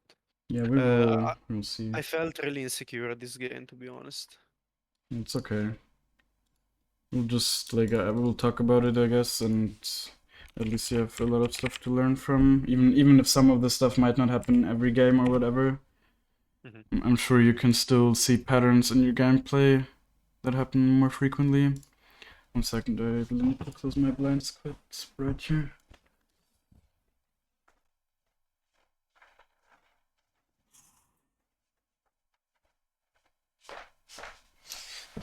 Okay. Yeah, I guess, like, overall, let me just show my screen real quick.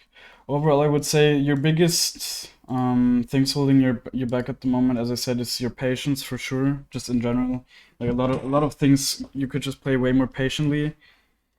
And then also, I think in the early game there were quite a lot of situations where you could have just taken the like safe play of just farming instead of going for flips. Mm-hmm. And yeah, as I said, like definitely some mechanical mistakes. Where it just felt like you weren't really, yeah, like you weren't really thinking about the ability, like not even your own abilities, right? Like basically what I said in the beginning, where you were not really using your abilities completely correctly, I guess, or sometimes it felt like you had the right idea to use them, but you didn't really execute it well, I guess. Here I usually place this ward. Like, I place it here. You can see my mouse, right? Yeah. It's not a huge difference, honestly. I think the only reason I do it here over here is because sometimes people sweep it here, you know. Oh, But okay. other than that, it's not a huge deal. As I said, right, I think against Kayn, you should definitely place the ward here. And if you play against, because he might invade, or well, against Kayn not so much actually, because Kayn is not really like a level 2 invade champ. If anything, he wants to invade you here and then here, but he can't really do that if you do this path.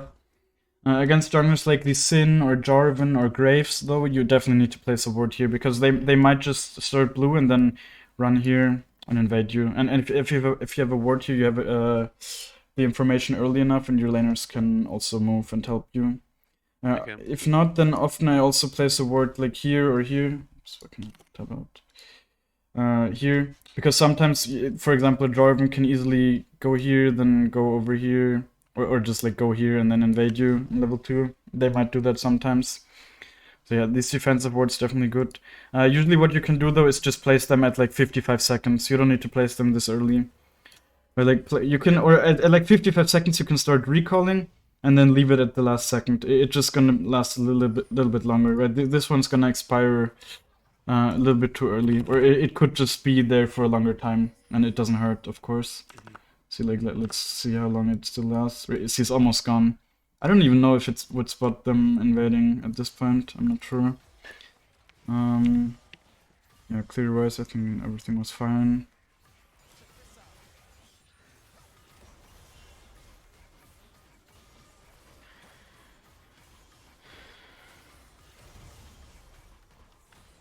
Yeah, and here, like as I said, right, you are also not really looking at your lanes enough. While you're clearing here, right, like even at your red, you should already start looking bot, but definitely when you're clearing cracks, because then it's when you really need to decide if you're going for a gank or not. Yeah, So just like my actively look. my big problem, I think, is also that I do, but not properly. I mean, I Mhm. look at the minimap, but I don't move the camera to that. Exactly. Minimap is just half the information. Minimap doesn't give you Okay. the information how low they are. See, like that's so see, like, that's so valuable, right? Mm. Just knowing how much HP people have. If they're low, you're much more likely to gank them, aren't you?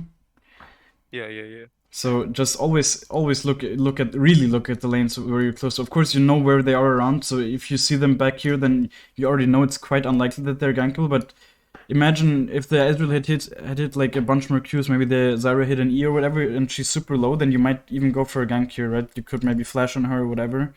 So it's just information you need. Of course, right? Like as I said, I think recalling here is the correct thing to do.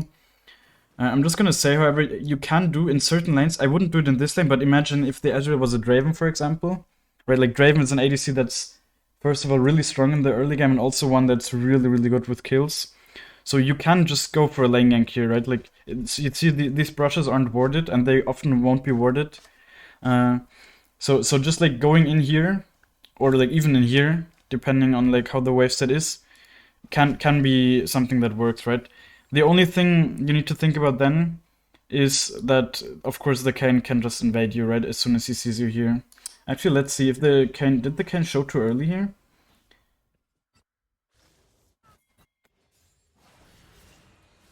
You could have maybe cancelled... See, like, maybe you could have cancelled your recall here and invaded him. Because you saw him here, but I also didn't really have that awareness in the game. See, but right, you asked me when you were in base, you were, like, kind of planning to go here, but now going here takes way too long, right? Mhm. If you're already here, then that's super good, of course, if you can invade him. But going from here to here, especially when your top set is up, it's not worth it. Of course, also his top lane gank failed. He did the same path as you, and he got punished for it because for him it didn't work. Or like he could have gotten punished really hard if you had like cancel your recall here. Of course, it's just right. Like you need to if you were super fully aware here, then that's the optimal play, of course, to invade him here. As I said, I think what you could have done here is just run top right away. First of all, the reason for that, right? Like your reasoning was fine. What you said basically with like the waves pushing into him or whatever, but your Shen is super low, so it's not unlikely that the Yone will look to try and kill him, right? So if you're just here and he engages onto the Shen, see like the way he's playing, he's super gankable, and he also doesn't have any wards. So if you just run in behind here, you can just kill him, right? Or Okay. it's not unlikely. And now you just didn't get anything. That's the thing. Like clearing this camp gave you nothing for the gank. If you would have cleared your camps in a way where it gives you level 4, then okay. But at this point, you just wasted time basically. So in general, what you should always do is just before clearing, like see the clearing as like a mode, right, where you switch to that you don't want to switch in and out of as much as like you don't want to switch out in and out of clearing and ganking that often, right? You usually would look to just run out of base, see if you can get a gank top. If not, then you go for clearing, and you don't really stop the clearing until you're at least cleared the full site, and then you look again if you can go for a gank, right? There will be situations where you might need to stop, right? Like when a kill is super free or whatever, but generally that's what you want to do. Yeah, I think I take too much time to take decisions Yeah. about that. And also, as I said, I think if you do this, what you've done here, I think you should at least clear the Grump blue and then the prep, because then you're level 4. Yeah, And as I said, I also think I you knew could have gotten the okay kill was here. good. Yeah, I Yeah. think you could have gotten, because he's level 2 still, your Shen is level 4. But now the waves, of course, shoved in, but if you ran there right away, it was still here. So you could have probably killed him. Also, I think you genuinely weren't really looking mid here. For like up until like looking at the replay, I didn't know that she was like kind of low, and especially no mana, right? Like with champs like Lissandra, having no mana is very important because it means that she might not even be able. See, like at this point, she can't even use her E, which is like her big escape spell. So champions like Lissandra, you can definitely abuse when they're low on mana. Yeah. See now here, yeah, what you do here, just ganking top is definitely good with the wave state. It's definitely good awareness in general.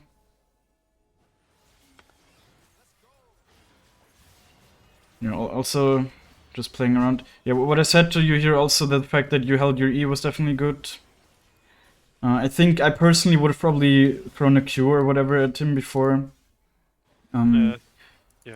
Yeah, also the W placement. See, the thing is, a champ like Yon, what he does, he has this like 2 Q stacks, right, where he can dash, so usually you don't really want to place the W on top of a Yon because you know that he will probably dash out. Like in this situation, he didn't even dash out; he just walked up. But it's like you definitely need to think about his abilities a bit more there in general. But of course, the fact that you held your E for his flash was very good.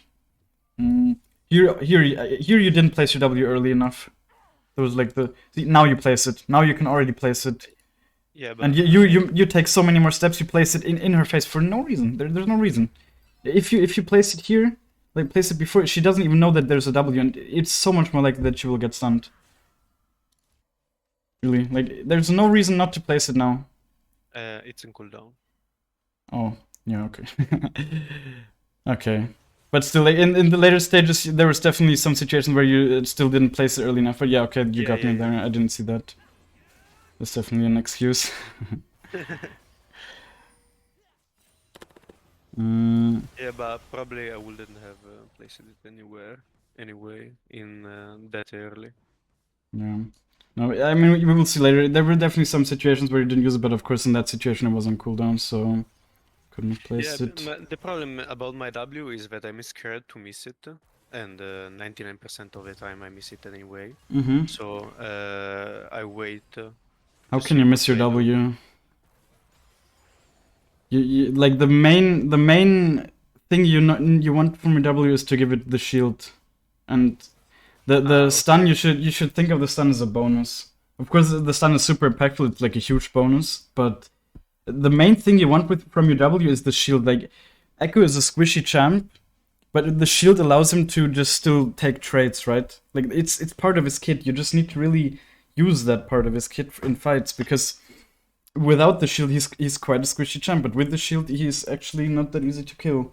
So first of all, it zones people away, of course, from that, so that they can't attack you in that for that amount of time. And of course, the shield, especially in late game, is super huge. It has like a 150% AP scaling, so you can tank quite a lot of hits with it. It just always place it. Like if you watch my highlight videos or whatever, I usually, like, every clip, every fight or whatever, it's usually just starts with me placing a W somewhere. You can notice that if you look for it.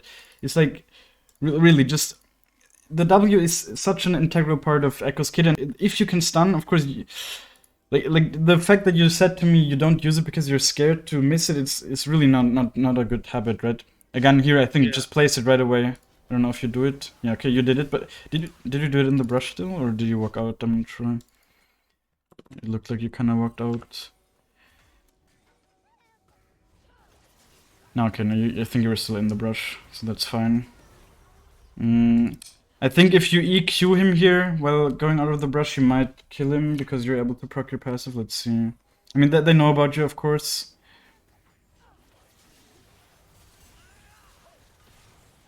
Yeah, see, if you EQ, I don't think he dies. He can probably still flash away, but he would have been very low at least. You know the EQ combo, right? Like, I actually didn't really look too much if you did this game a lot. Yeah, here I think it was a little bit difficult for you to attack the right targets, right? Because they were so grouped up. To proc the passive and run away. I think you could have just killed them, honestly. See, you're full HP still. It takes some time for them to kill you, and your return Q is coming in as well. I think if you E the Kane here, your Ezreal is also full HP, right? He can still play the game, and he actually did play the game. I think he was probably one of the best players on your team. So like, if he just engages on them here, I think you just actually kill them all. See, if you E on the Kayn, see how low he is, and if you manage to proc your passive, maybe you die for it, but the Ezreal kills all of them, and now it was just kind of unfortunate. Wait, did the Shen also have level 6 for you?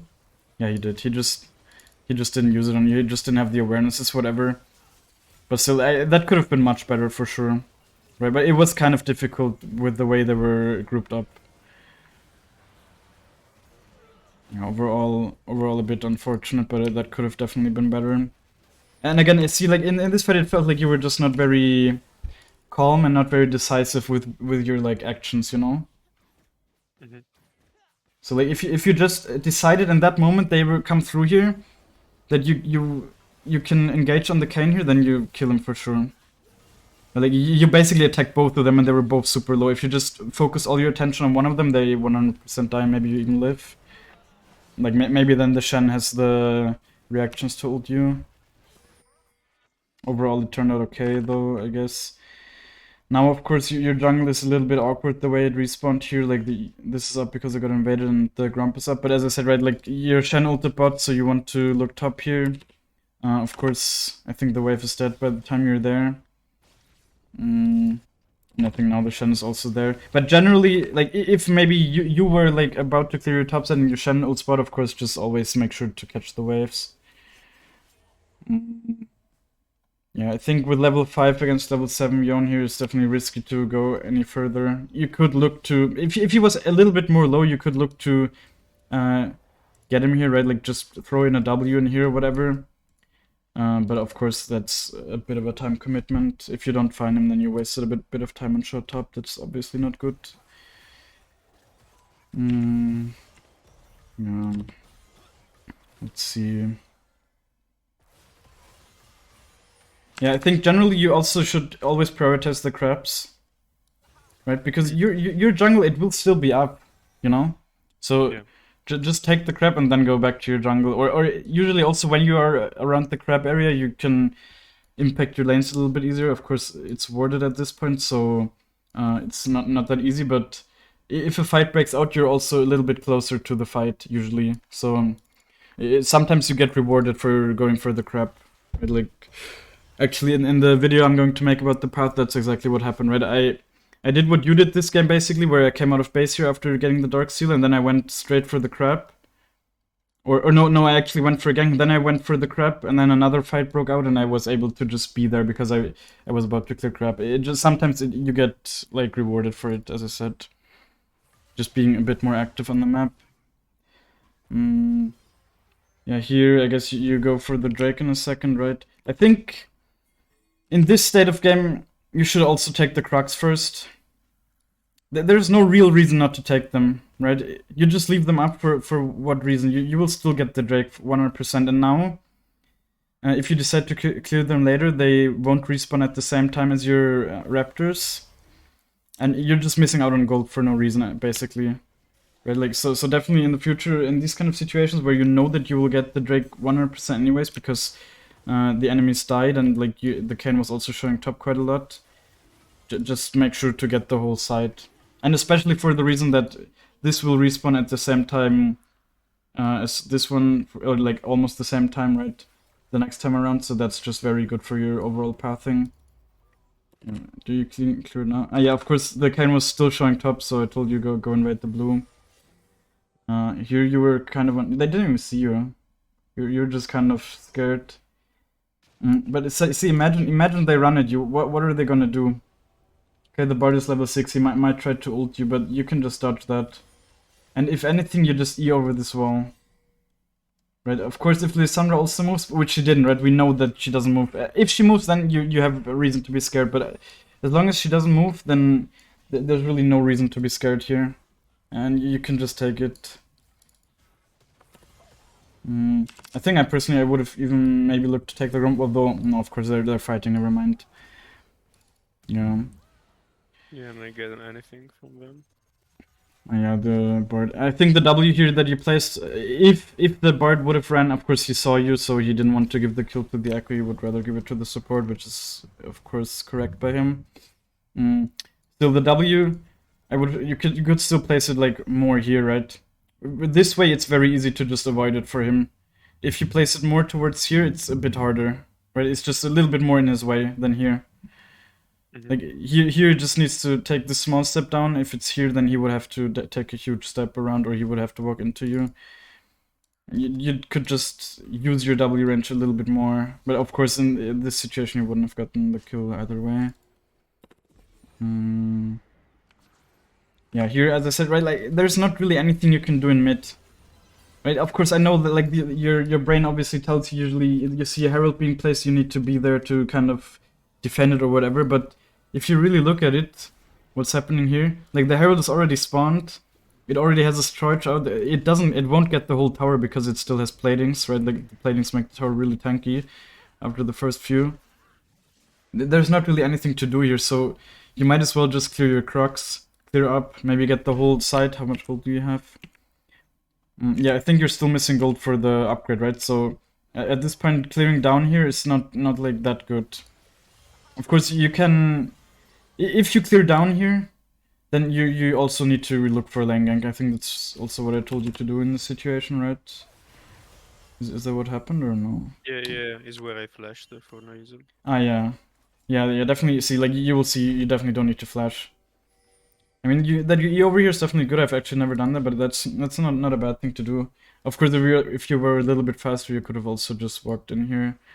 But see, like, as soon as your E's like on 2 seconds cooldown, I would place a W. Now is where I would place a W here already. Like, you wait a little bit long, but see, why do you flash in here? You're already in range. you literally just flash into the W. For no reason. And W flash of course is a huge cooldown. Like all she doesn't even have flash, and even if she does have flash, then it's not unlikely that you will follow her with the E. But see, all you need to do is just E auto attack, and you're in there. I'm sure you also see that, right? Where do you fight here? Yeah.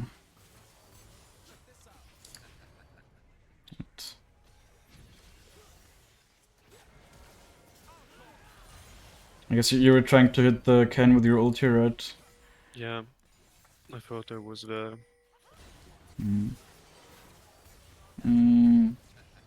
Yeah, I mean, I can't fault you for trying to hit him with this Q, he just dodged it with his ult. It turned out okay, of course. The Shen had 2 ult, but it's fine. Yeah, that was also fine. As I said also here, it's a little bit unlucky that you didn't get any of the kills, it would have helped you for sure. Yeah, I took that just the kill on Bard. That's good. I mean, you didn't even get the kill, right? And, okay, of course this was... yeah, like, of course you should just see that this is kind of low and you can attack it now and then base, but I'm sure that's not a mistake you usually do. I saw it too late. Yeah. It's kind of worth even still to die. Is it worth? I mean, nah. But you have a decent base at least, so it's not the end of the world, right?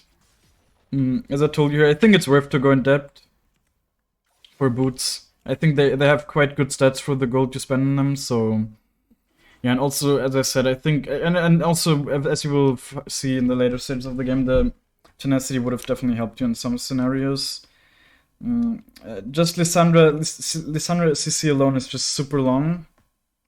And it can be layered, right? That's what makes it so long as well. Here again, like, you weren't really looking top. What I would have done here for sure is just run top right away. It's a half HP Yone. I mean, the fact that he stays here is definitely super greedy by him. But just in general, right, like, if you hadn't cleared your jungle here, you could have definitely gotten the kill on Yone. Do you even have a stack yet? Yeah, you have the stack, but still, yeah, you're right, it was your first gank. I mean, of course, the Shen kills him on his own, that's fine, but at this point, the Shen, like, if the Shen is good, he would actually want to donate some kills to you because you're playing Ekko and he's playing Shen. This fight was definitely awkward. Here again, you didn't use your W, that's the big thing. Just place your W here now. Just place it now. Maybe you thought he saw you or something because he hit you with his W. That was obviously a little bit unlucky. But... yeah, like, if you just place your W, this fight is so much less awkward. Yeah, here I also played really bad. Like, I And you applied also only one stack. Yeah. Yeah, you see, like, you were so rushed to get out your abilities, right? What you just need to do is, especially your rocket belt here, I think the only thing you had to do here was Q, wait for the second Q, basically, and then E. Or just like Q, E, whatever, right? He will be dead instantly. And you just kind of panicked, it almost seemed like. Of course, you still get him here, it's whatever. But it didn't have to be such a long fight. He could have just died instantly, basically. Here, you're just... I don't think you should go top here. I think see, like, there's so much more gold just waiting for you here. And now you're just running back and forth. It's of course okay that you're deffing here because the Shen is gone or whatever, but it's just a tier 1 tower as well, right? Like, your bot side is basically a kill. You're just letting a kill sit here. That's completely free to you. And also a kill that will be a kill again if you just clear it at some point, you know? Because of course you need to make sure that it respawns for you to actually get the real value, right? Like, your CS numbers this game also weren't really high because you just let your camp sit for such a long time. And as I said also in game, now your top side is even respawned. And he still got the tier 1 tower, right? Like, he still got it even though you deffed it for a minute, so what was the point, really? Like this, you said you're playing around yourself, but I think playing around yourself in this situation would have just been to go bot and just clear your jungle. Yeah. Or like, would have done that much earlier as well, especially. I think this W was good. Generally, it's kind of dumb by the Zarya that she took the plant. I don't know, do you have to flash here? What? Oh, back way too far.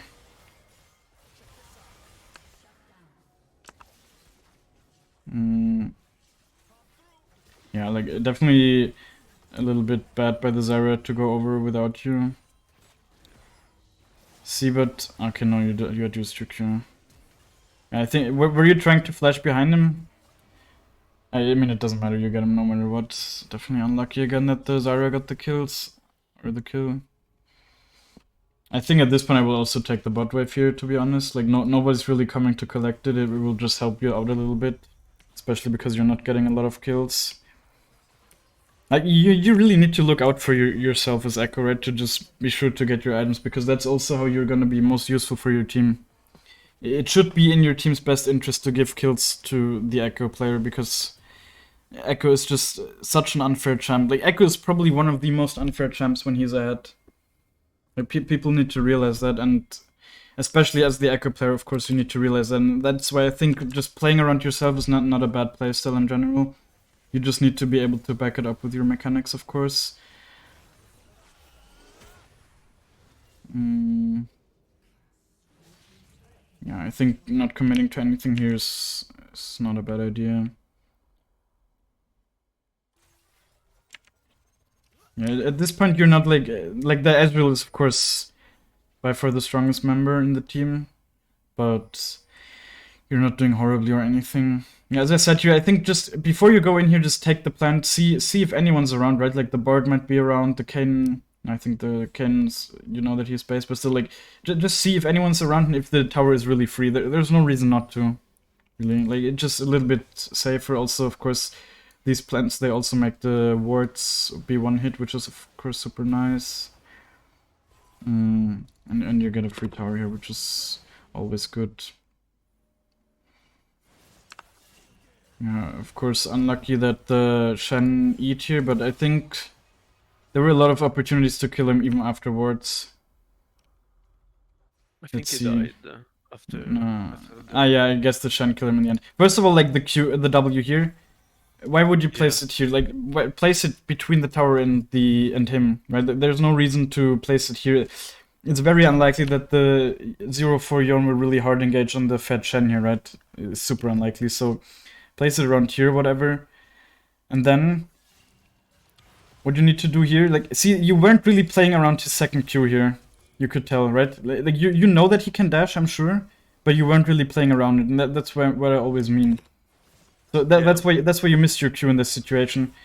If you know that he's gonna dash, you either just wait for him to dash and then use your Q because you're still in range, or you already throw it basically in the path that he's gonna queue. The fact that you kind of blocked him here was definitely good. And yeah, as I said, you had Smite. I don't know if it would have made the difference here. I think with Flash he's out no matter what, but yeah, if you hit your Q, then I think he's just dead. And of course, the biggest difference would have been the W here.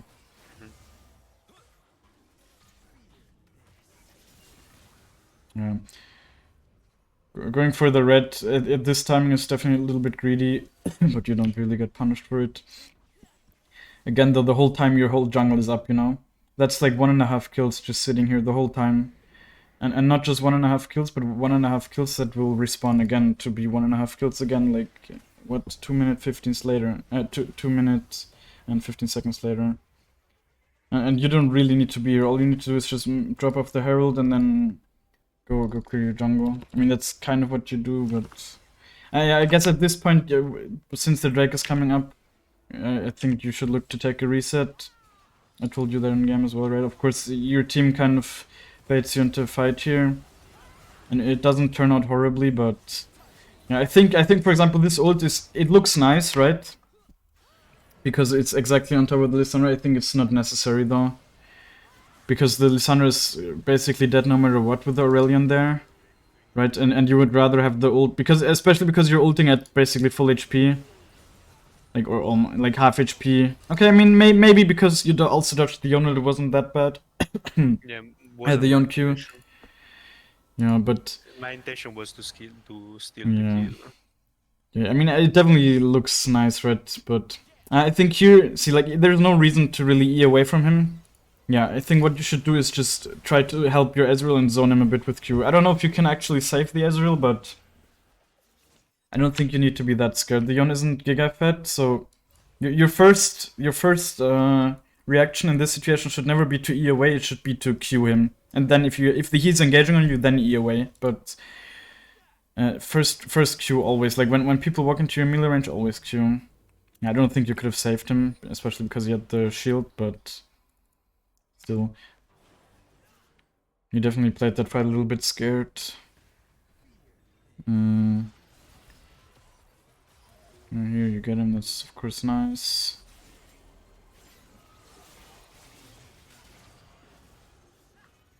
Oh yeah, and here what I said, right? I think if you E over this here, then it might actually boost you in a range where you can smite him and get him. I mean, maybe it's still not worth because you die to the Kai'Sa. But I don't think I died. Oh, did you not die? But maybe you would have died, I mean, if you overcommit. Yeah, I think you might have reached it, especially because you were kind of stuck here for a second. Oh yeah, no, you didn't die, it was fine. Or you died to the Kayn? No. Oh, yeah, he flashed on you. Yeah. Yeah, I would have been dead anyway, even if he didn't flash. Yeah, so overall, I don't know, I think going for the Yone here was just a bit of a mistake. But of course, it's tempting, of course. But I think at this point, you should kind of know that he's out, right? Yeah, I think once I reached the tower, I should have stopped commit. Especially because it's a 0-5-0 Yone, right? He doesn't even give a lot of gold. That's not what I wanted to do. So yeah, going so deep for someone that's not even worth a lot. Oh my god, I pressed the wrong button. I'm so fucking stupid, I'm sorry.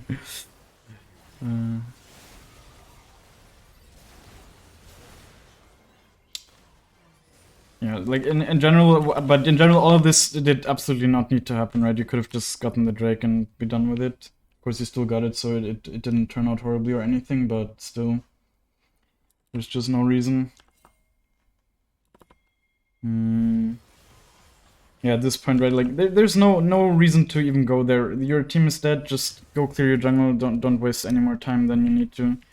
Like, so many times people just play already went kind of badly or whatever, and then they make it even worse because they keep committing to these kind of plays instead of just doing the smart thing, which is usually just clearing your jungle when there's nothing else to do. Like, the only reason you wouldn't want to clear jungle is because either you can actually get free kills somewhere, or like you know that you're gonna win a fight somewhere, or an objective's up. So those are like the main reasons you would want to not clear your jungle, I guess.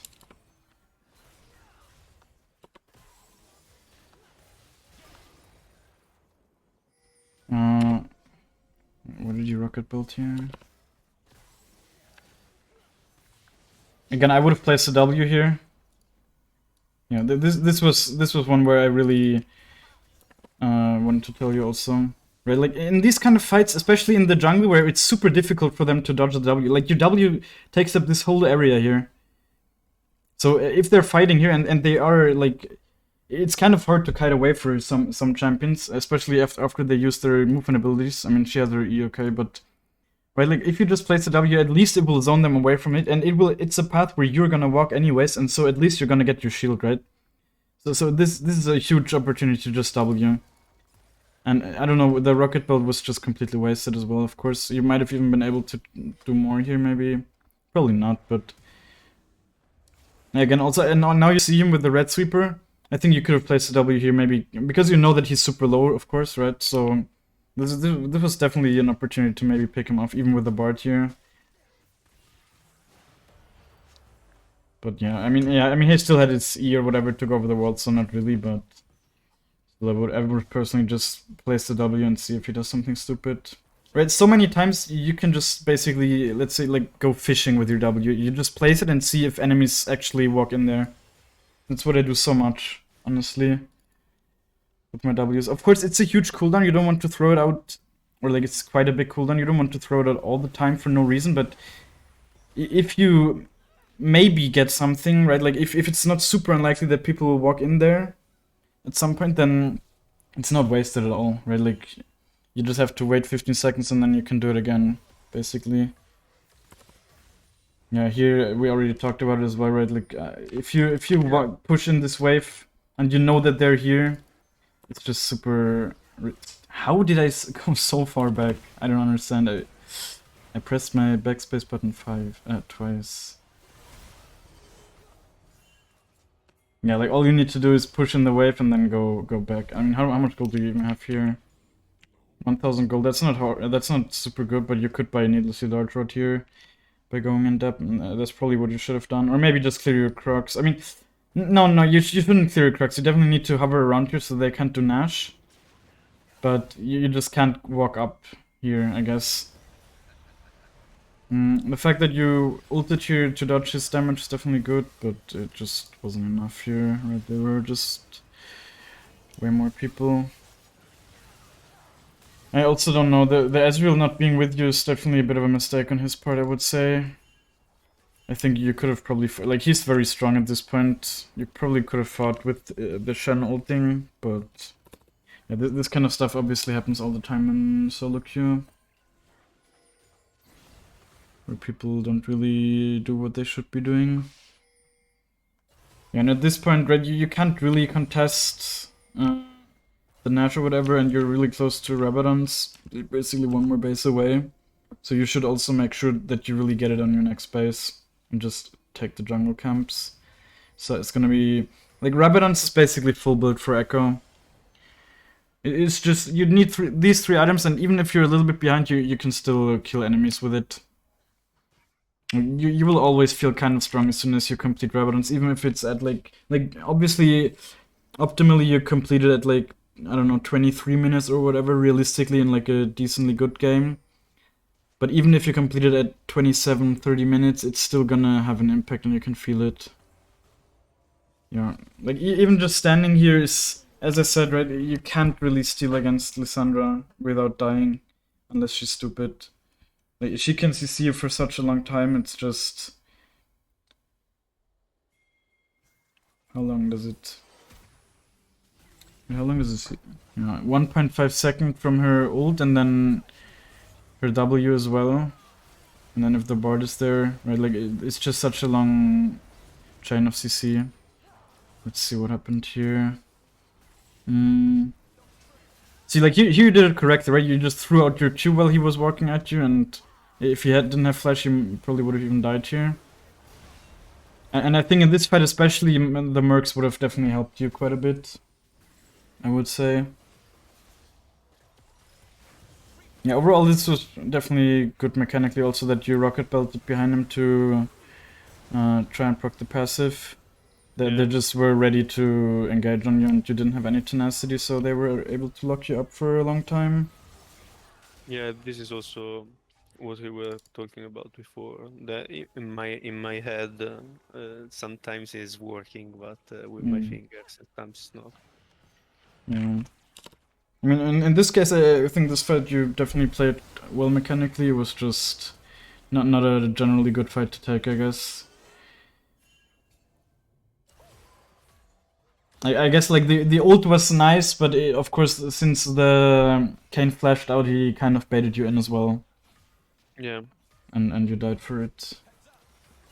Yeah, but in this elo, what I see people usually do a lot, and I'm one of them that does it, is since they may have champions like Kane or Ekko, or it was something that I did a lot also with Kata, that has a lot of resets and movement, is going in to bait something and see if the enemy does something to go out. And sometimes happen that you can bait something, sometimes he died, like I did. Yeah, yeah. I think I know what you mean, but yeah. I mean, yeah. Generally, you can definitely bait out stuff, but the best way to do that is by using the W as well, right? Then it's not really baiting, but it's just tanking. Right, like Yeah. you can tank so much stuff with the W, especially at this point. See, like, how big is your W shield? 800. 800 is like it's like a third of your HP, Yeah. basically.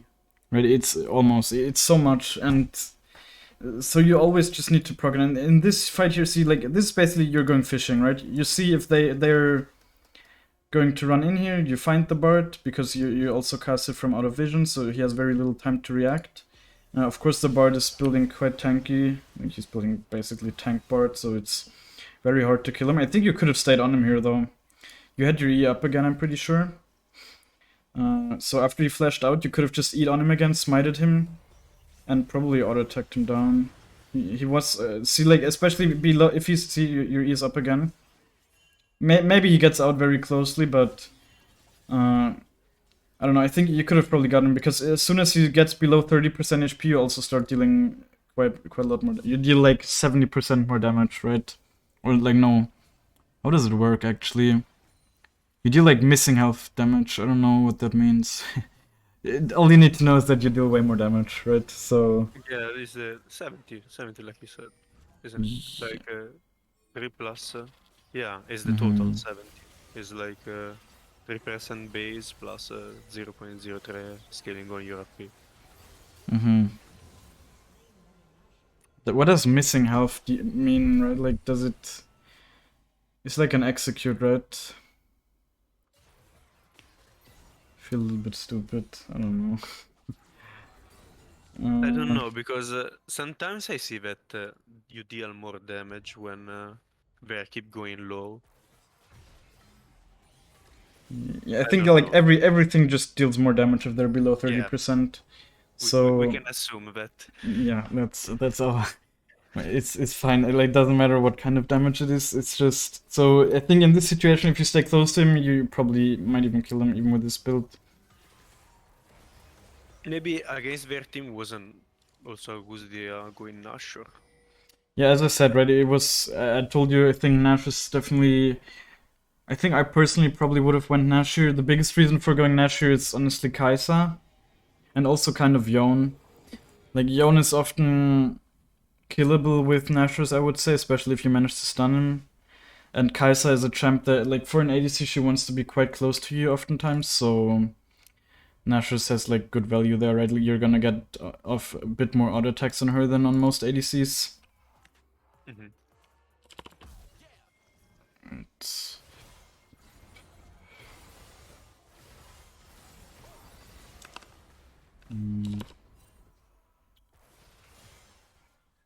Yeah, the fact that you're taking the jungle here is obviously fine.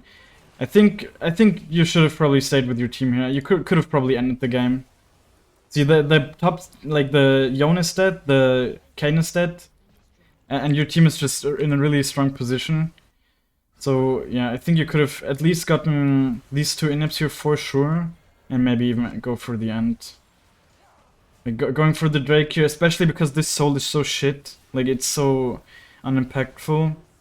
Like people say it's the worst soul, so I think, yeah, you see, like you could have for sure gotten, like if you were here, this inhib would have died much faster, and like Kane would have still not be up. I think you could have definitely ended. I'm quite sure of it, honestly. So you just extended the game by quite a long amount here for no real reason. Yeah, I guess the Kane was around, so not going for the tower here was the right decision in hindsight. As I said, of course, it's a little bit unlucky that you're not able to afford the Zhonya's here, though, so... yeah, if they didn't have a Kane, if they had any other champ that can't just walk through the wall here in 1 millisecond, so you just kind of can react to them, you should probably even greed for the tower here, in my opinion. To just finish off the Zhonya's. Although finishing Zhonya's is not super important if you have a stopwatch. Oh, you can't hear me? What the fuck? Why not? Wait. Did I mute myself?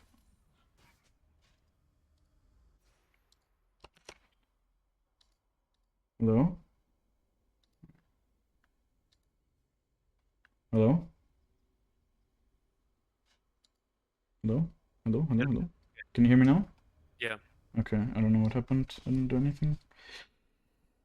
When did you stop hearing me?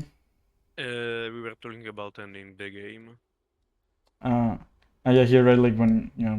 Yeah, I just said, like, I think it was the right decision not to take the tower. Because, of course, the Kane was around and he could have just picked you off. In general, though, I think if they had any other champ than Kane here that isn't just gonna walk through the wall here in a millisecond, then you should probably even greed for the tower here so you're able to finish off the Zhonya's. Yeah. Also, the tower gives you a ton of gold, so Yeah. it's a good idea. Yeah. Yeah, and not just that, right? Like, one thing that also happens when you clear the towers is, of course, that the minions don't get cleared automatically anymore, right? Like, they will get cleared further back, so it means the enemies need to walk there more, right? That they need to walk more to the lanes to be able to clear them. That's also why even taking tier 1 towers in the mid game or whatever, it can be impactful, even though they don't give a lot of gold. Or it usually is impactful. Yeah, I think here you recall for the Zhonya's. Honestly, now that I think about it, it might not even be that good. Because the main reason for Zhonya's is, of course, the stasis effect, and you still had that because you had the stopwatch, right? Yeah. So maybe that wasn't even worth it, to be honest. But at the same time, you're kind of thinking that there's going to be a fight breaking out here, which obviously it is. So having the Zhonya's, it's not bad. But of course, you still had the stasis effect no matter what. Here was definitely a fight where you should have just now was place your W here. Now place it. And you wait. Now the Kane sees you placing the W, and he's not gonna be that bad that he's gonna get stunned there. But if he doesn't see you placing it, he might even go out here and be stunning it right away. So yeah, this fight overall was also quite messy. I think you should just kill the Lissandra here, honestly. I don't know where you're chasing. Like, I didn't really see that in the game so well. But I think... yeah, just killing the Lissandra here. She's super alone as well, of course, right? And she's quite low. You can just kill her and then you can... okay, like, the Kane died anyways. Yeah, I mean, you kill her in the end, right? But you need to flash for it. But just generally, like, if this fight played out a little bit differently, it might have been a big mistake to not stay close to her to just kill her right away. Yeah, see, like, now you could have ulted. But you ulted a little bit too late. Also, I think, I don't know, in general... I mean, at this point, it's definitely worth to kill the Yone, where, like, he's gonna be dead for a long time and he has his items, so he's not useless anymore. But it's still a risky play, of course. I don't even think I would have killed him, I think. Maybe. But, yes, yeah, probably I would have. I mean, you could have done, like, smite, one more auto, you probably would have died. He doesn't have shield bow, right? Like, I think he probably would have died, but... you even had your rocket belt still. Yeah, I think you would have died for sure there, but... oh, okay, this was worth it. It's still risky. Yeah. It's still risky, right? The Bard is close and the Kai'Sa's also there with full HP.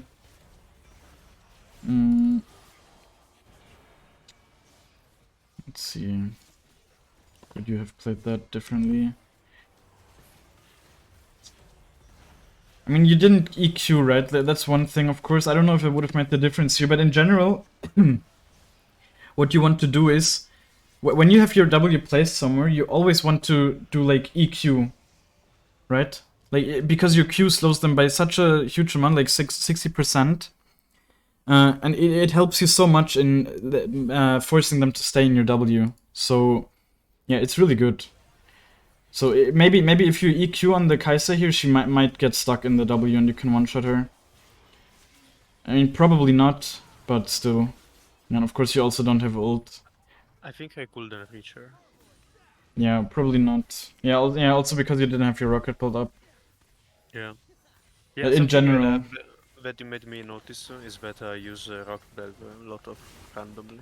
Yeah, for sure. Like your rocket build usage wasn't really effective in this game, to be honest, in most fights.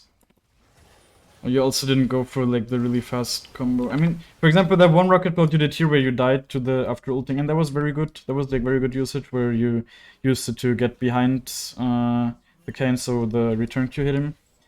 But yeah, there wasn't like so much of that. But I think like generally you know how to use it and whatever, but just sometimes the execution is not really there. Or at least in this game, of course, right? You just said you did quite a lot of mistakes. That's for sure the case, but still, I'm sure like some of these mistakes you also do when you just play on your own. Yeah, like as I said here, yeah, first of all, like this rocket build, I already told you I don't think it's really worth it. It's the same cooldown as the shield anyways, basically. And you would much rather have the rocket build to be able to maybe one-shot the Kai'Sa if she... Okay, you can't one-shot her, she has more, but... Or maybe even one-shot the Yone if his shield was procced or whatever. Just in general, you want to keep it in this situation so you can maybe burst on an enemy faster and not really... Like, if you get out the thing now, he's just gonna wait for it to come up again and you basically did nothing. And you don't have it available if someone trolls. Yeah, and as I already said here, like, this was super impatient for no reason. And you get punished very hard for it, and enemies... Yeah, also, I don't know why the Kayn shields didn't go away. Like, also with Zyra's plant. Was still up. Yeah, okay, I missed it, but yeah, you my just... hit him. Yeah. I mean, that wouldn't have made the difference, right? He's full HP, would have killed you no matter what. It's just weird. Just the way you should have played out this fight in general is just group up with Not your to go team. in. Yeah, I mean that's basically the gist of it. Just don't go in, but just let your Ezreal and Zyra like stand around here, whatever, depending on how it plays out, and then let them poke them down a little bit. Or I don't know, like punish the Kai'Sa for doing stupid stuff like this. I mean, she gets no, she doesn't really get punished, but. Yeah, just let them be the impatient ones. Don't be the impatient one yourself, as Ekko especially. It's actually crazy that you still won this game after they aced you here.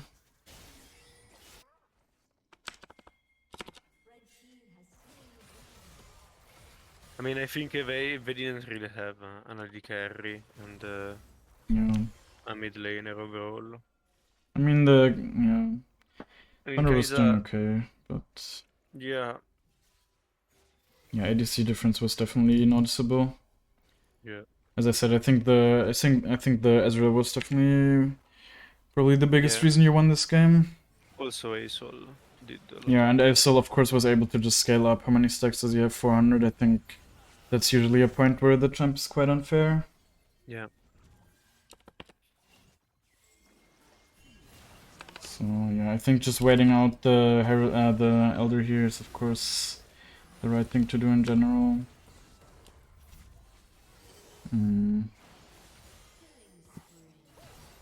Yeah, at this point... Yeah, as I said, right here, just going here alone. I mean, of course, now they just decided to see, like, just let them be the impatient ones. They will go for in place as well. In general, just going for the thing here is a little bit risky, but of course your team was here to back you up. But like the Kayn can just run through the wall here super fast and try to one-shot you. Of course, you have Zhonya, so it's not as risky, but generally, like, don't be too far away from your team. Like that's why the Zyra has 16 deaths in this game. I didn't even see that she had actually 16 deaths down. She just was so many times where she was just walking around the river and the cane came through the wall, sliced her up, and then yeah, she was just out of position for no reason. Yeah, also we luckily got the soul, but this one is kinda broken. Mm.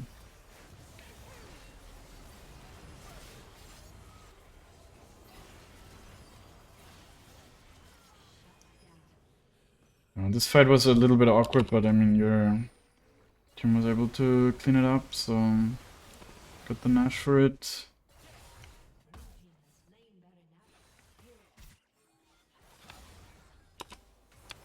I think at this point, I mean, yeah, at this one you definitely shouldn't really farm anymore at your full build. So Yeah, also probably wasn't a bad idea maybe to get Void instead of Shadow Flame. yeah, see, like I already told you, but this was one of those things because you just pressed tab like such a small amount of times. Yeah, I legit didn't realize that they had more on Kai'Sa especially, but I didn't even realize that they had more on the Kayn either. It's just these kind of informations you really just need them, and it's so hard to play without that. For me at least, right? Like it really it just if you're not even looking at the items in base or whatever, then you're just making the game unnecessarily difficult for yourself. yeah, agree. You know, like looking at it now for sure, I think Void would have been better. Also with the Bard, right? Like until now, I also didn't really see that the Bard is like a tank Bard. So yeah, even here, just for that, it's also gonna something that would probably make you decide to go for Void stuff. I think at this point you just end, right? Like here again, I think in the end you're a little bit. Yeah, you could have just ulted or whatever when the Kayn went on you. Like, yeah. Just be aware that he will one-shot you at that point when he has his abilities, right? He's also full build, he's not weak, his stats might suck, but he's just as strong as you, basically. Like, Blue Kayn also scales incredibly well. So, yeah, so someone in chat is asking if, like, if enemy team builds more, Void is always a better option than Shadow Flame. I think you can definitely not make statements like that because, see, imagine like if only the Kayn was building more, and you think like your main targets in this game could be like the Kai'Sa and maybe the Lissandra, and if they're not really building MR, then Shadow Flame might be better, right? To just be able to kill them. And not really worry about the Kayn. Like Kayn is quite a hard champ to kill for Ekko in a lot of games, so you really need to think about who are your targets. But generally, I think Void Stuff probably does a bit more against Maw than Shadow Flame does. I mean, Shadow Flame also is like an anti-shield item, right? But I think Void Stuff still does more because of the MR. I'm not super sure. I'm personally someone that doesn't build Void Stuff a lot, to be honest. Like the main reason why people build Void Stuff is like, of course, that it just deals more damage, but one thing you need to think about with the Void Stuff is that it also doesn't help you increase your clear speed as much as like Rabadon's, right? Like I'm comparing it to Rabadon's here as a third item, because you can build Void Stuff third item if enemies are building them are early, but the higher AP from Rabadon's helps you with your W shield, it helps you with your ult heal, and it also helps you with just your clear speed damage, right? So that's something that's like the biggest reason why I personally don't like building Void Stuff as a third item. And against Maw, you just like let's be real, Maw is just such a good item against Ekko. It doesn't really matter if you build Void Stuff or not. It's still gonna be a pain to deal with. Like there's no real good itemization against Maw. It's just probably the biggest hard counter item to Ekko. Yeah, alright, so do you have like any more questions you want to ask now? Yeah, I would like to ask something about the runes. Mm-hmm. Because as we told before, the okay, I'm fine with boots and future markets. Okay, You used it but 6 times. yeah, Yeah. it's about electrocute or dark harvest. Mm-hmm. I think electrocute is like the safest Yeah. one, but I still don't know which pick overall.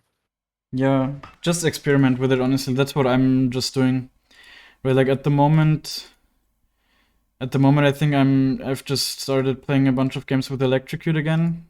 But before that I was basically playing every game with dude, what the fuck? Every game with Dark Harvest. So yeah, just try. Okay, you can see it here, but just figure it out. Like see what works for you. The meta also shifts. Like I think there's some metas where First Strike is even the best rune. But yeah, as we said, right, like Dark Harvest scales the best, but in games where you're not really able to collect a lot of souls, it also just is much harder to have an impact with it than with Electrocute. Like Electrocute will always provide the same value, no matter how the early game goes or whatever. Hmm. So, and as I said, right, it synergizes a little bit differently than Dark Harvest in the way that it doesn't help you execute, but it helps you get people into that execute threshold, which I think is actually quite nice sometimes, especially against champs that are a little bit harder to kill. And generally, Electrocute just deals more damage in the early game. Right, like let's see how Yeah, much. I have keep talking about feelings, contrast feelings about Electrocute and Dark Harvest, because with Dark Harvest you can just proc it with one auto, one spell or something. Electrocute Mm-hmm. you need three But, spells but to that shouldn't be a huge problem most of the time, should it? Like, is that a problem for you? no, but sometimes I get like kills with Proto Belt, just using Proto Belt or Hmm. just E on them. I don't know. Yeah, but that's like such a niche scenario. I don't think that Yeah, should exactly. really decide your runes. Yeah, like the biggest upside I would say of Dark Harvest as well is of course that it resets after a kill, right? So you can proc it multiple times in a fight. And with Electrocute, you can basically only proc it on one target. So that's also something to think about. If you feel like there's one target in the game, like let's say a Jinx, for example, it's probably a very good example. With the Jinx at the moment, she's so important for her team. So if you just manage to pick her off in the late game, that should be your only job as Ekko in a lot of games, in my opinion. So then having Electrocute, which is in most circumstances just simply more burst on a target, it really might help you to just completely one shot. Also, one thing is of course the AP scaling is like 0.10 higher on Electrocute as well. So I think actually in the mid game it might outscale the Dark Harvest quite hard oftentimes, right? Like at some point it will get outscaled if you manage to get lots of souls, but Yeah, in but the I mid mean, game, in that scenario, you really don't need a rune, I think. mm, it really depends, right? If there's, for example, one other person on the enemy team that is also fat, then you might very well need it. Or if it's like an Mm. Irelia or whatever, just hard to kill champs in general, then it can really help. Okay, gotcha. Yeah. Any other questions? Mm, no, I think not right Okay. now. Yeah, you can of course always message me on Discord, right? If you any questions come up and whatever. Yeah, thank you, dude. And I will upload the session to YouTube. I don't know, Great. probably towards the weekend, I would say. Yeah, yeah, yeah. Alright, so I'm gonna stop the recording now.